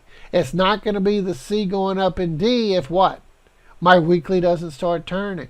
If that weekly trend momentum stays down, ladies and gentlemen, guess where we're going? Yeah, we can get a little depressurization, Andres, but we should not go into the area of wave 1, right? And we're limited by doing what? If it's my 1, 2, 1, 2, then if this 3 is already done here, a little prematurely, it's restricted not to go into 1983. Amen? So if I see a rally to less than and stay below 1983, my weekly stays down, then of course my slingshot's going to lead me down further. Down we go. Well, what if my daily starts to push and move to overbought territory and the weekly does turn? And we go breaking at 1983, then yeah, it's either that 1, 2 or it's the CD. See how that makes a difference? And James, what would I tell you next week? When I got a daily trend momentum and PAI moving higher, price breaks up here, then yeah, I'm going to expect 1983, we should make a run towards 2040. At least. Could go towards 2100. Hello? Well, Gary, it breaks 1983 and we're sitting at 1985, 1990. 1990, round it off. It should make a move towards 2040. Andres, how many points is that? 1990, 2040. That's 50 points. And could turn 50 points into over 100 points, because it can go from 2040 to 2100. So when I see futures traders out there and they think they got it all figured out by simply doing, hey, I don't need software. I'm simply going to use my strategy that I use, candlestick formation. I'm going to use this, I'm going to use that.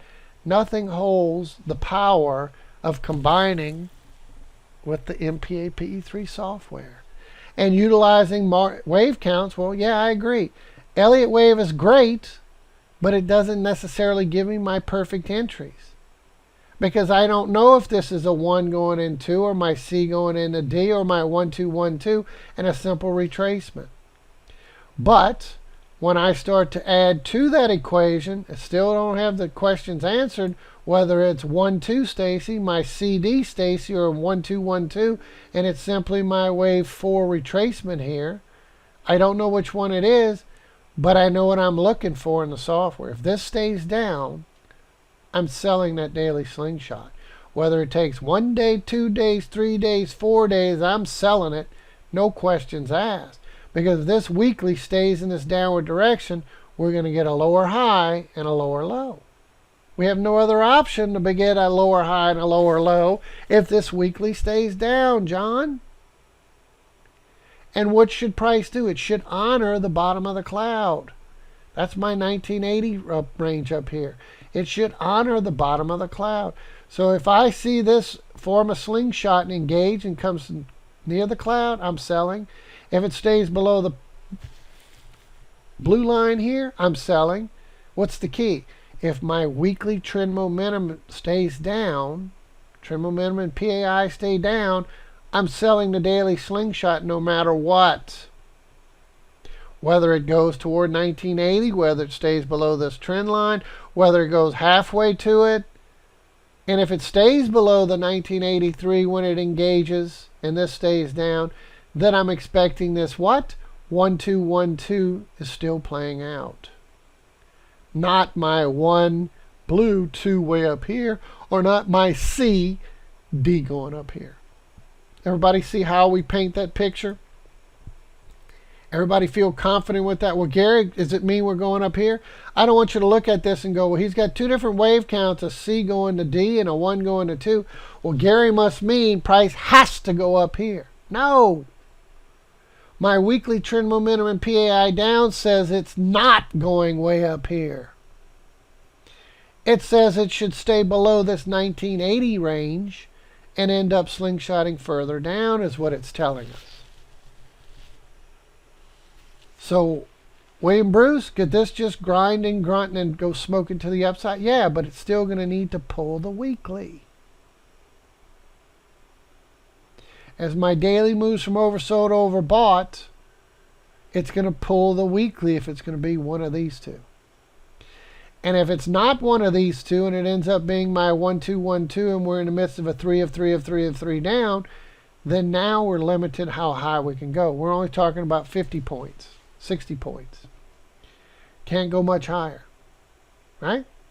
Must stay below 1983, and my daily then slingshots down with the weekly. How cool is that?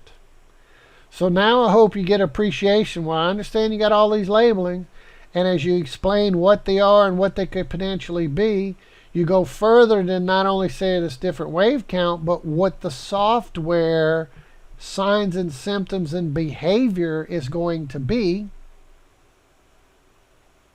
Weekly turns up with the daily, then it's one of these two.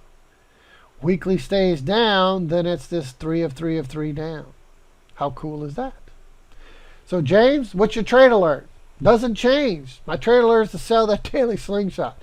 Today, tomorrow, the next day, next week, whether it's 2 days, 3 days, 4 days, 5 days, as long as that weekly trend momentum and PAI are down, I'm selling the next daily slingshot. Well, Andres, back to your original question. Man, I answer questions and I could last 30 minutes, an hour on one simple question. Well, as long as my trend momentum and PAI are down, how is that dealing with the daily depressurization? It's depressurizing on the PAI first. And if this were to go from oversold towards overbought, and my trend momentums were to cross to the upside and give me both trend momentum and PAI both moving higher, and this moves to overbought, and this moves to overbought, then the weekly is going to change direction. Well, what if we get this to depressurize for several more days and this crosses up and the weekly says no? Then we're salivating, waiting to sell that daily slingshot. Whether or not, Andres, we get a small slingshot, we get a large slingshot, or we get a insipid one where we really don't get any separation, it's still tying back into the Foreman cycle down. And back to E-mini traders. I could trade my Foreman and workforce cycle all the time. I will make that point or two, and I will make 10 or 15 points probably on average than just a point or two by simply following the cycles. But it's not enough just to focus on the Foreman and workforce forever and ever, because you want to know whether it's going with the daily or against the daily. And then times when the daily, is this daily going against the weekly or with the weekly? Because that sets the tone, and we're going to keep slingshotting higher and higher and higher, or we're going to keep slingshotting lower, lower, lower, lower. That's how I know, Stacy, not only to get into a trade, make a point or two, or 3 or 4 or 5 or 10 or 15, but should I let that 10 or 15 point trade run to 50 points, 100 points, 200 points? Line of progression, cycling time frames is my line of progression. And the signs and symptoms of those cycles makes up the line of progression. And in honor of Alabama's big victory last night, and man, what a game by Clemson. That was an awesome national championship game. I don't know any football fans out there, but I loved watching that game last night. Fantastic. Back and forth, just like two big heavyweight fighters, punching, beating, and hitting on each other, back and forth, back and forth, back and forth, back and forth. Loved it. Well, it's part of that line of progression as well. They look for their receiver, they go to the first person, they got to look away, go to the second, third, fourth. They got different outlets. If this man's covered, you go to the next one. If he's covered, you go to the next one. Same type of thing with the line of progression of trading. As my time frame cycle, I'm going to look for what's next. And what's next is my line of progression tells me, Andres, if my 4 hour starts to top and roll, my daily is moving higher at that point, and the daily doesn't turn with this initial top and roll, then it's going to force it to slingshot higher. Over and over and over. like we saw in that example. So in closing on the S&P, if I had to go down the path to say which one is playing out, we're definitely moving lower in one form or fashion, either this wave 4 down here or this 3 of 3 of 3, Elizabeth's the big one. Why are we not ready to see this big move? Well, remember, even if we go up this way, it still means this 1, 2 blue is going to come down in 3 blue and continue much further, and could be this wave 4 further down the line. Well, if it turns out to be the CD, then my downside pressure for this wave 4 to end in this triangle is going to be limited. Where if it's the 1, 2, we're still going to come way down here, best case scenario, right? So if I don't see the weekly turn, I'm selling daily slingshot, and I'm expecting price to continue lower. At some point, if we break down here, which I believe we will, just like I thought we'd break this 1948, I believe we're going to break this next level, 1860. And we're going to go on and break 1830. And we're definitely going to come below both of those to make a run down here, as I believe this best case scenario wave 4 is not complete. And I don't think at this point, till signs and symptoms change, James Brown, that we're in the midst of a 1, 2 going higher or my CD going higher. We're breaking down, going lower. The question is it the complete wave 4, or is it Elizabeth the big one, I'm coming to join you, honey? So up and until that weekly changes direction, I'm not going to expect massive moves higher of hundreds of points. Well, Gary, could we see a reversal come and go towards 1980? Yeah.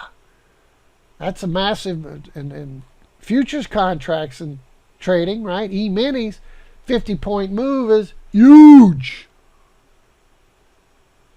Honor of Donald Trump, huge, huge, if it does. Yeah, but it's still about the cycles. So Andres, closing, sell the next daily slingshot today, tomorrow, the next day.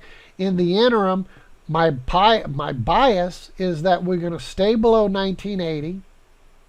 And we're going to get a little chopping up and down sideways to higher rally as the daily depressurizes. And once that foreman and workforce flips, I can sell the S&P. Yes. Roger says monthly reinforces the possible strong downside, right? Question mark. Monthly is in agreement with further downside. Oops, wrong chart. Let me do it with the software. Go back to the daily. And yes, Andres, the monthly is enforcing the weekly, stating that my daily starting to depressurize. Good, we need that. Remember, in order to sell the daily slingshot, Stacy, I need the daily to depressurize. So this is expected, and part of depressurization is this chopping up and down sideways to upwards move. What is that? If I see a lot of sideways chopping up and down overlapping price action, that is conducive to a downtrend continuation correction, right? What is it correcting against? Always ask yourself, what is this correction against? This previous down move. So back to that question. My weekly smoking to the downside, trend momentum PAI, and is the monthly giving force to that? Yeah. Andres, this is so huge that we had a monthly slingshot up that failed. High, low, lower high, we're working on a lower low. And based on just this view right here, Stacy, we call a weekly slingshot up that fails or a weekly slingshot down that failed, meaning in the case of the slingshot up that failed, we had a high, a low, a lower high. It's turning and hooking out, and we should see a new lower low. So Andres, you're right on target. Golden star, my friend, because on a weekly we expect to see a run at the previous low and below, just like we did on the Russell 2000. Same thing here on the S&P. This is a monthly engaging up, failing, high, low, lower, high. What's next? We need the lower low. So the S&P should drop down towards this 1860/1830 here, low and below. And as long as my weekly trend momentum and PAI point down, my monthly trend momentum and PAI point down, that's exactly where we're going.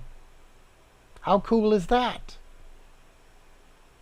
So that's why I expect to see this 1980 range hold and go no higher than that. It might not even get close to that, but I know what the strategy is. As long as my weekly trend momentum and PAI on the weekly and the monthly are down like this, I'm selling that daily slingshot.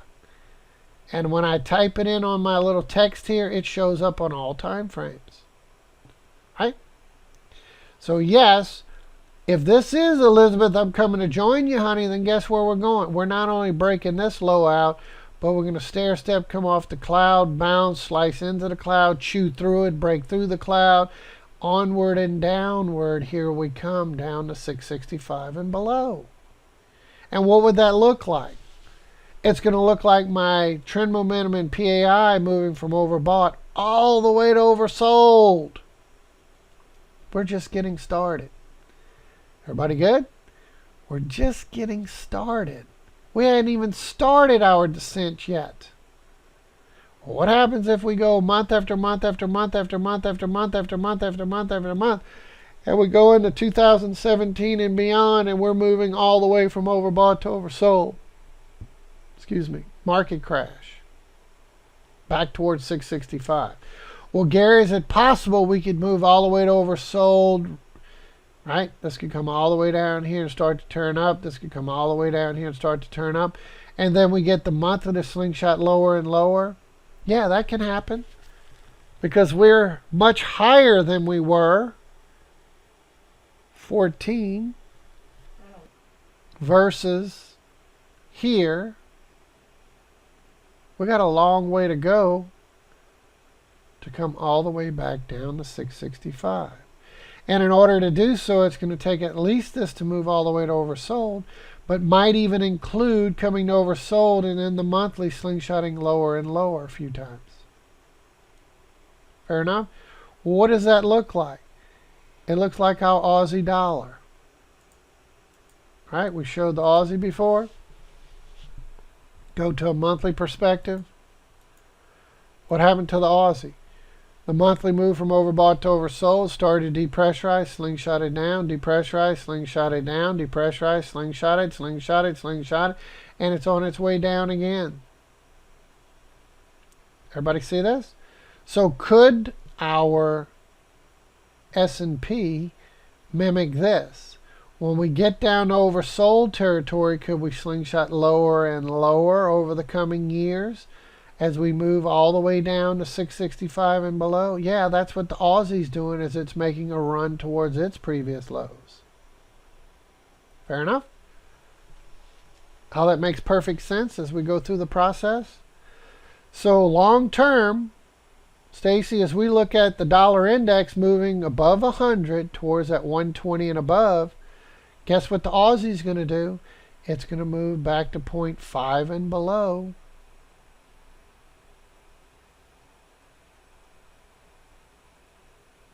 As the euro moves to 0.8 range and below, and the pound moves to 135 and below. That's why the dollar index, yes, the economy is not strengthening and growing. Wages are shrinking. The government makes up these non-farm payroll numbers, and you know about that. Anybody that's no longer looking for a job is no longer considered unemployed. How ridiculous is that? So our unemployment rate's at 5%, 7 to 5%. Are you kidding? Quadruple that. Because people are no longer looking. There's nothing out there. All right, so in closing, Aussie's projected long term to go down. Monthly starting to engage back down. We had a nice rally. We're starting to turn over. We expect to see further downside. We're double bottoming. I expect to see this blow and continue down. I also expect to see the dollar index eventually break the 100 and start moving. But this is not out of the question for the Aussie to come back down here. And even when we rallied to make 110, if you go back to when I was talking about this, I told one of our members, I said, hey, this is going to go from 110 all the way back down, looking at some new lows. Very likely at least for a double bottom. So the whole time we've been moving lower and bouncing, I kept saying, that's not the bottom, that's not the bottom, that's not the bottom. Even this bounce, that's not the bottom. As we make another bottom, I don't think that's the bottom. I still think we're headed down here and even below. Not out of the question. Russell? Andres, where's the Russell headed? Hey, back to the same status. My monthly continues to move lower. We could go much, much lower. Are we going to get a little bit of a correction? Yeah, we need that on the daily. We need to depressurize to sell the next daily slingshot. My weekly's a little bit different on the Russell than the S&P. It's a little further along, but it's still the same direction. So what am I going to do on the Russell? Ditto to the S&P. I'm going to sell that daily slingshot for as long as my weekly trend momentum and PAI are down. I'm selling the daily slingshot. And we went straight to these previous lows. We broke the lows out as expected, and it's still expected much further downside. Well, my weekly, even though it's starting to get toward oversold territory on the PAI, trend momentum still have a ways to go, and they have huge angling separation. Trend momentum 1, I could drive a 18-wheeler through that separation. Trend momentum 2, strong wide separation, all pointing down. PAI, yes, moving toward oversold, but pointing down. And if that's not enough to convince you the Russell's going lower, as the S&P is projected to go lower, check out the monthly. Ditto. Monthly slingshot up, got a high, got a low, got a lower high, and notice the difference on the Russell. It's already made a lower low. Stacy, see that? This is identical what I just showed you on the S&P monthly, but the difference is the S&P monthly hasn't made a lower low yet. The Russell clearly has, and that's what I'm expecting the S&P to do as well. So I think that 1860/1830 flash crash bottom is in jeopardy, because my monthly engaged up failed and is moving lower. My weekly's moving from overbought to oversold, moving lower. So all road signs and symptoms lead me to further downside on the S&P and further downside on the Russell. So we're going to get a little bit of correction. What's my trade alert? Well, as long as my monthly trend momentum and PAI are down, my weekly trend momentum and PAI are down, I'm going to do what? I'm going to sell daily slingshots. I just need it to depressurize to sell it. Depressurize to sell it. Depressurize to sell it. And again, what do we see? Chopping up and down, sideways to higher. Depressurization. And I'm looking and waiting for a daily slingshot, whether it's a little one, a big one, or a very small one. Fair enough? Sell the daily slingshot on the S&P, sell the daily slingshot on the Russell, and yes, up and until then, expect more of this chopping up and down, sideways to grinding higher. But the big one to salivate over is going to be that daily slingshot. This was a thing of beauty. It was grinding from the bottom of the cloud to the purple line.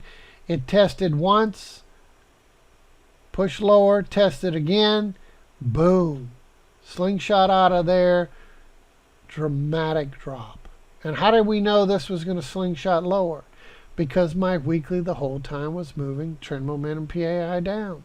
Well, why would we expect the next daily slingshot to produce another lower low?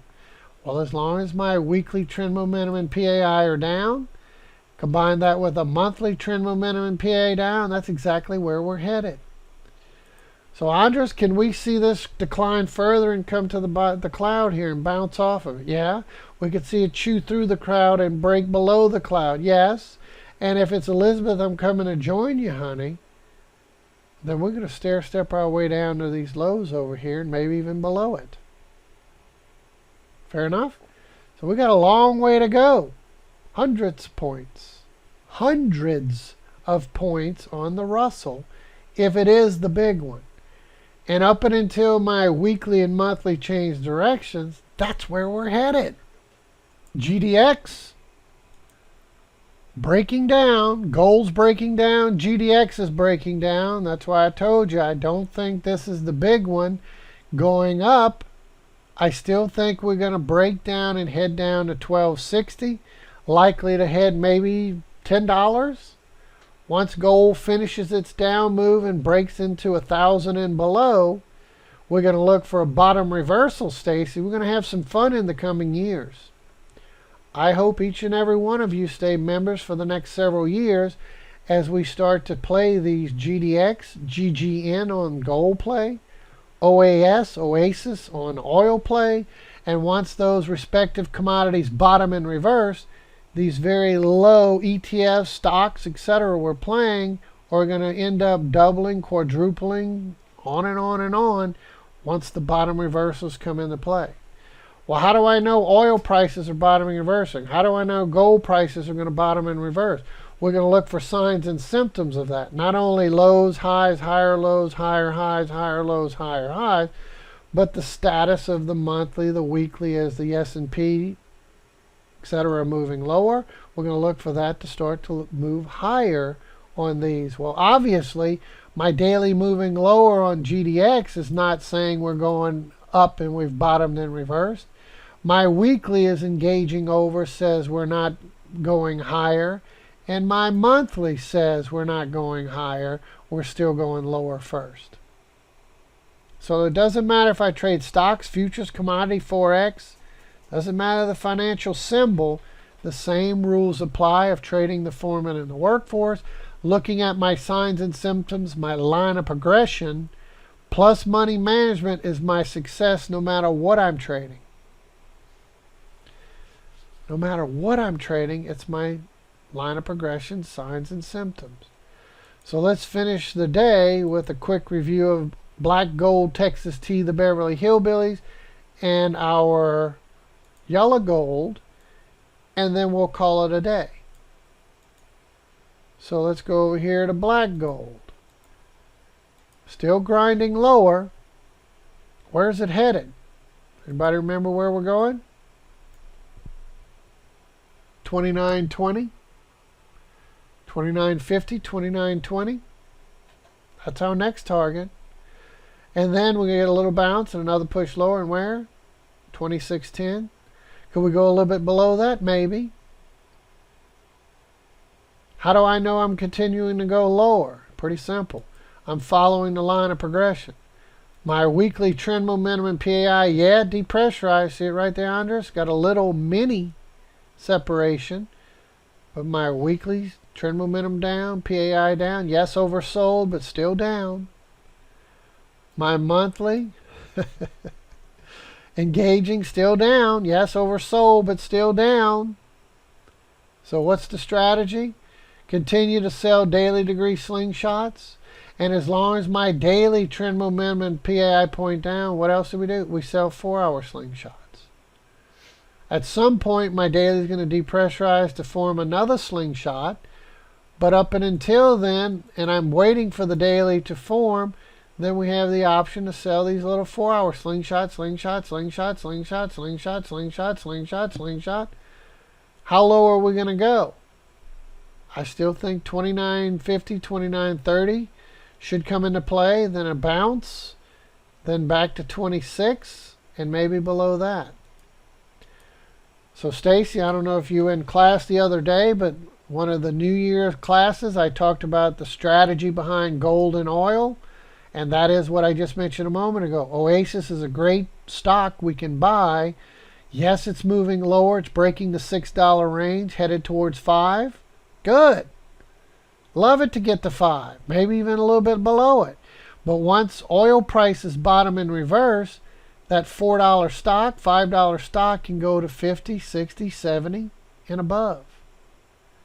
Well, it's easy to buy 100 shares of a $5 stock than 100 shares of a $500 stock. Amen? I buy 1,000 shares of a $5 stock for less than I can buy 200 shares of a $500 stock. So you get the same principle. So yes, I expect Oasis to go lower, but minimally lower, because eventually once we bottom and reverse, we could see it go back into the upper quadrant of $50. From $5 to 10, that's a double. From 10 to 20, that's another double. 20 to 40, that's another double. Double, double, double, double. Back towards 50, yeah. And if oil prices continue to do based on this, whoa, look at this. If this is correct, and I'll put a big red cursor on this one, if this is my 1, this is an A, all of this correction B, subdividing 1, 2, 3, 4. My wave 5 down is now subdividing 1, 2, 3, 4, 5, etc. 3 of 3 down, working on this move. Once we bottom and reverse, we should see in the years to come, oil prices go back and make a run at 147 and above. Well, it took years to get up there, multiple years to get down here. So I'm not going to say, Stacy, as soon as you buy that $5 Oasis stock, it's going to go to $50 and $100 in a month. No, it's going to take years. But that's a stock we can buy and hold. Because once oil prices start to rebound and move up, it should ultimately, years down the road, break 147, make a run towards it. Well, if we go anywhere near 147, Oasis is going to be $50, $60, $70, $80. And we're buying it at what? 5, 4? Who knows? Waiting for the reversal. And it's not buy and let it go to $8 and hurt and close and get out. It's going to be buy and hold for a long time, many years. And yeah, I can scale in, scale in, scale in along the way. So even if I have $10,000 to buy stock and it's down at $5 a share, I'm not going to just buy thousands of shares all at one time. I'm going to buy some, let it move up. When I get my time frame saying we're ready for a big dip, I'll sell some, make some profit, and then scale in when it bottoms again. So buy, scale in, buy, scale in, buy, scale in, buy, and continue to hold some of that premium along the way. That yes, I will have several shares starting from its low price to its high price, and I know I need to hold it for years, but along the way I can buy and scale in and out of it. Why let it go to $20 and pull back to $10? Why not sell up here, let it pull back, and then buy again at a lower price? Scale in, scale in, scale in. So in closing, oil prices are still projected to go lower. No surprise there. Those of you that have been with us for some time, what did I tell y'all when it was way up here? We're due to run towards 35 and below. And you thought, no way. Structure-wise, yeah way. It's exactly where we're headed, structure. And up until price proves its intentions by breaking and invalidating levels it should not break, then that's exactly where we're headed. And my line of progression kept saying, yep, it's going to move lower and lower and lower. Y'all remember up here when we were bouncing between here and we had that little bracket order? And we said if it breaks below here, we're going to go short. If it otherwise, we expect it to go back to 50. And sure enough, it rallied to 50 before then it topped and rolled on cue. We've followed oil prices very closely. It's all about the ebb and flow of the market. Ebb and flow of the market. You've heard that term? I hear it from time to time. What's the ebb and flow of the markets? All the ebb and flow of the markets is the cycling time frames. Ebb and flow, cycling time frames. So line of progression plus money management equals what? Success. So again, I'm looking for a bounce coming off of this 29 range. A little bit of a rally. If this is part of my 1, 2 in black parentheses 3 down, and say that's the end of 3 there, well then we can't go into the area of wave 1. So we can't see any real robust move higher. It's limited. Well, what if this wave 3 is nowhere near done and we're looking at a subdividing 1, 2, 3, 4 blue, which in a daily perspective, that's what we're seeing. Let me go back to the daily. So we're subdividing out of this 1, 2, working our way down in that 3, 4, 5 maroon, subdividing into a 1, 2 black, 1, 2 blue, and as we move lower to our wave 3 blue, now we're looking for any rally higher, Stacy, to stay below 41.20. Everybody type in yes? Now with me?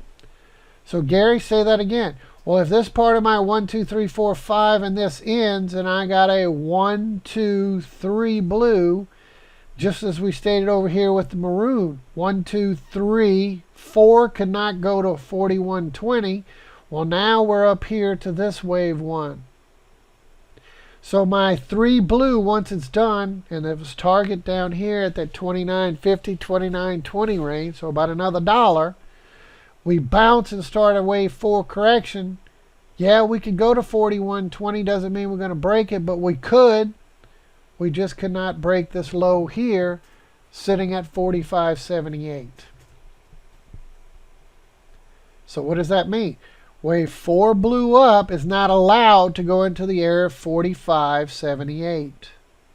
So you'll see this line move up once 3 is done, and we'll start talking about expected to stay below 45.78. And then my wave 3 blue go to 4 blue, we continue down. Then we talk about a wave 3 black. Well, I could be down here at $26. And if my 4 black up, then we can't go into the area of wave 1. So that's why we can not only reach both of these targets, 29 and 26, we could go much lower in my 3, 4, 5 scenario to end this. So we might be a few months away from a bottom reversal. I'm not trying to imply that my bottom reversal, if we hit here and then here by next week, that's our bottom reversal. No. We're going to play the subdividing wave counts out, but we literally could be months down the road. How do I know oil prices are going to bottom and revert? We're going to see the software show signs of bottoming and reversing. We're going to see slingshots down fail, and we're going to end up with lows, highs, higher lows, higher highs. And in the talking box, whether it's CNN, comedy, or whatever you want to listen to, any of those talking heads, they're going to start to tell you about oil reserves. When the oil reserves start to what? Deplete, and we go back with the old economics of supply and demand. Demand is high, supply is low, price is going to go higher. Right, Stacy? That's nothing new. When demand is high and supply is low, prices go up. What's wrong with this picture right now? Demand is pretty constant, but supply is overwhelming. We have way too much oil reserves. So it's a hated commodity. But that's where you make your fortunes. That's where you make your big bucks, on hated stocks, futures, commodities, Forex. And as this finally bottoms and reverses, I can assure you, based on the big structure of 1, 2, 3, American down there, mile 2, moving up in 3, we're going to see price break 41, 48, 50, 62, 91, make a run at that 147 in the years to come. But up until then, we still have further downside to go. So I say at least in the 20s, and we're heading 20s now, and we should go to 26, and that's just my 3, 4, 5, 3, 4, 5. So we could go below 26 and head lower. But I still think at least this level, if not further. And we're probably about 6 months out, maybe. before we get a reversal. I do expect a bottom reversal at this point in time within the year 2016. Stair step further down. How low can we go? I don't think we're going to get to $12. There's a big green line down here, not to imply that it's going to get that low, but depends how we subdivide. We're going to be in the 20s. 12's not too far from 20s, but I would think in the next 6 months or so, we should be talking about a bottom reversal. We'll hear CNN and some of those other talking heads talking about NBC, CNBC. Doesn't matter. They're all the same thing. Any of the talking heads, listen to any station out there. We do see oil reserves released every month. And when those start to deplete, that's when we're going to see supply and demand take over, and we're going to talk bottom reversal. Structure-wise on the software, what's it going to look like? Well, my lower time frames, 4-hour slingshotting lower because my daily still down. Weekly, down. Yes, oversold, but down. Monthly, yes, oversold, but down. That's not conducive to a bottom reversal yet. So what will we start to look for? I want to see the monthly start to turn up, the weekly, the daily, all start turning up. Then as my weekly turns up, we should see a daily slingshot down fail, giving me a low, a high, and a higher low. Then eventually the weekly is going to try to slingshot lower as the monthly's turning up, and we're going to see another low, high, higher low. And combine all of those with the top and reversal, high, low, lower, low scenario. That started this big down move. And yes, my monthly bottomed and reversed and slingshotted lower. Even during this phase here, during that big correction, what was I telling everyone? I don't think that's the bottom yet. It wasn't, because structure-wise, we should go lower than this. We have. So yes, I'm going to look for price pattern reversal, my trend momentum, my price action, everything moving higher, monthly, weekly, daily. Can I then start to buy and get in a little stock action? Yeah. Whether or not it's the true bottom reversal or not, when I get a monthly, weekly, and daily started heading up, that's when I expect to see Oasis go higher. Whether or not it's another correction then lower, but hey, once it finally bottoms and reverses, it's going to go way up, and Oasis is going to go way up. OAS is the stock symbol. Going to go way up, and it's going to take years. It didn't go down in days or weeks or even months. It took years, so it's going to take years to go back up. Real briefly on gold. Is gold breaking down? Here's an area you want to watch, this 1081. I still say we got some left to the upside. Is it possible it's over and we're breaking down? Yes. But based on the weekly, still pushing up, I think, Stacy, we're not quite finished to the upside yet. So this nice little pull down is the daily depressurizing, Andres. This is what we're talking about. My daily's depressurizing and my weekly's not flinching. Turning over, but yet the weekly hasn't flinched yet. That's number one. And number two, we have not crossed below an area we shouldn't have. So let's go back to that picture. I'll pull this into perspective. What is that, Gary? Well, if this is part of this correction, my one green, WXY, two green, and part of this Y up, we have an A, B moving higher in C. And so far we have a 1, 2, 3, 4 correction. My wave 4 correction should not go into the area of wave 1. So we should see price honor staying above this 1081.64.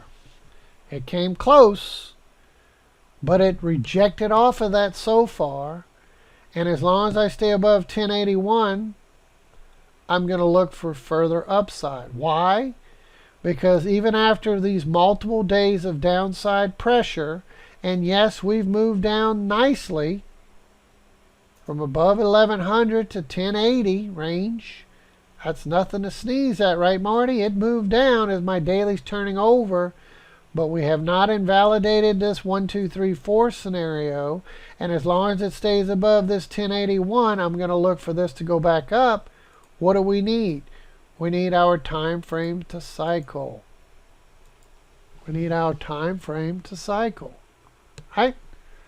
So while my daily's depressurizing, turning over, and so far my weekly saying no thank you, I'm not ready for this.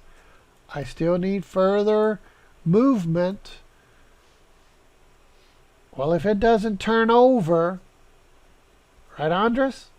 If this doesn't turn over and engage down, let's do it with the big red cursor. If my trend momentum and PAI that's depressurizing to the upside doesn't flip over with the daily depressurizing, which so far is straight up, hadn't even flinched to start changing angle, much less hook over, as my daily's moving lower, what do we expect the daily to do? Turn and go back up and make a run back towards my 61.8, perhaps, bottom of the cloud. Make another push higher to finish this correction, then push lower. So in closing on gold, take profits to the downside. My bias is we're going to go back up here first, then we're going to reverse and go down. Well, what if it's the case where it's not going to happen that way? Then as the close of the market this week, open of next week, I'm going to check the weekly. Does the weekly start to turn and engage as my daily moves from overbought to oversold? Because again, it's a little premature to say that there's no way the weekly can engage yet. Because the daily, yes, it's been turning over, moving lower for a few days, but it's just getting started on the crossover. So Stacy, if this moves from overbought to oversold, my trend momentum, as it's crossing, getting close to cross, and it moves from overbought to oversold, then that weekly is likely to engage with it. Well, if not, then I'm going to look for this daily to turn back up, rally back up, stay above 1081, and rally back towards 1100, 1115, 1120 range, maybe the top of the cloud. At which point my daily's back in overbought territory. This turns and goes back in overbought territory. Then it flips over again and the weekly joins and engages down. That's when I'm expecting this to go breaking new lows and to continue our downtrend continuation mode of 1,000 and below. Any questions on gold?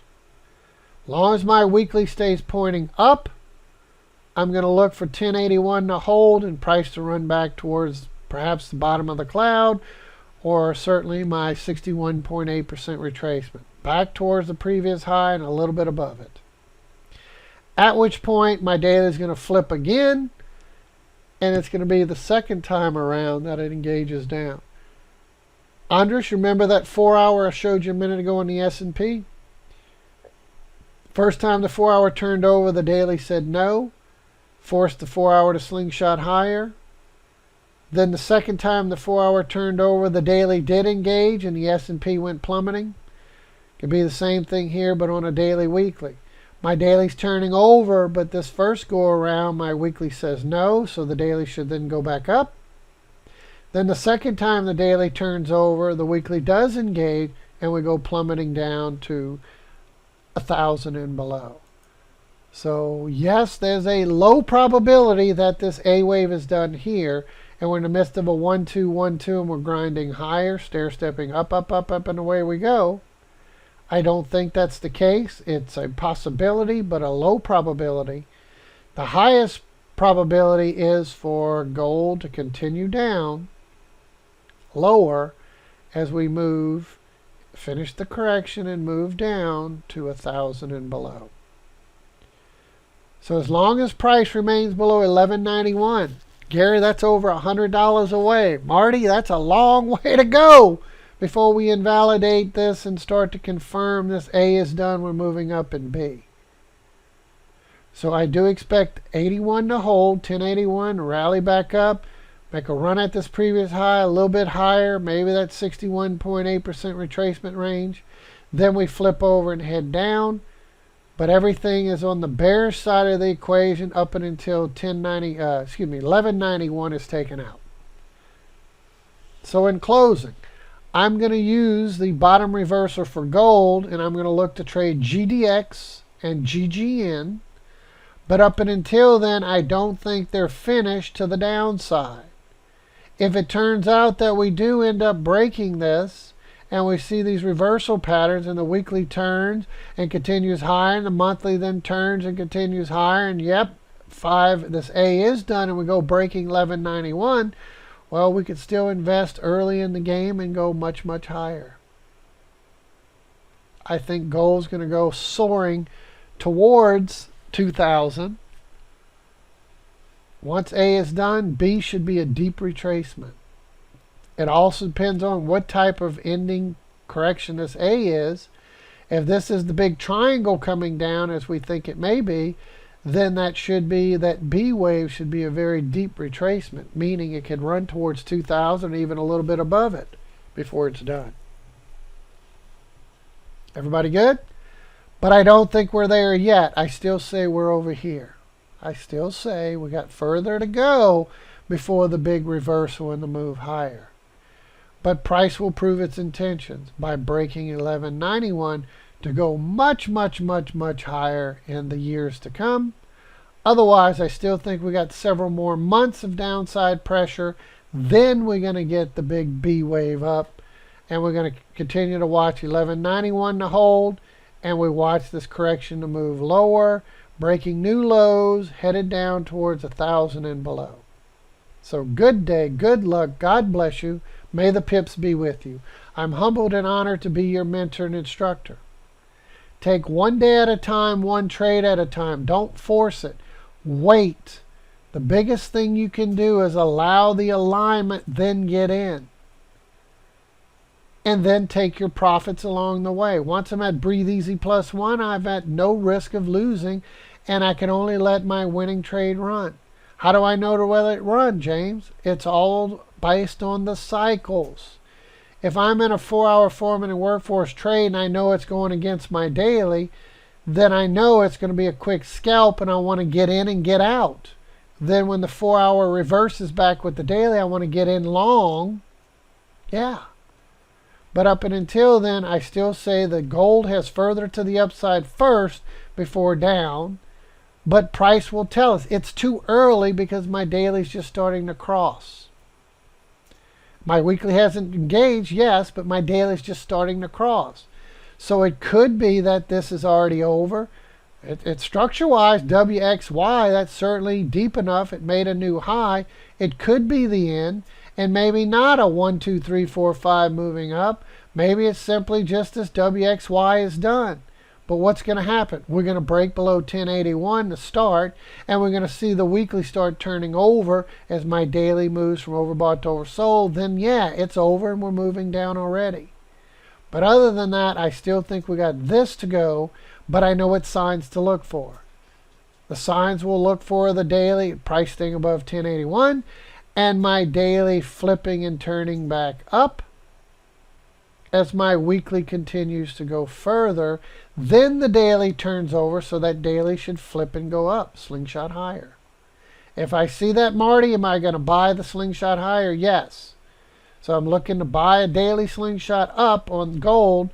As long as price stays above 1081 and my weekly stays pointing up, I want to buy the daily slingshot higher. And whether we're down here and it engages, it should run at least to this 1115 range, and more likely should run towards about a 61.8% retracement. New higher high, then start the downtrend. So join us again tomorrow. We'll see you then, and thank you for your time and attention today. Take care.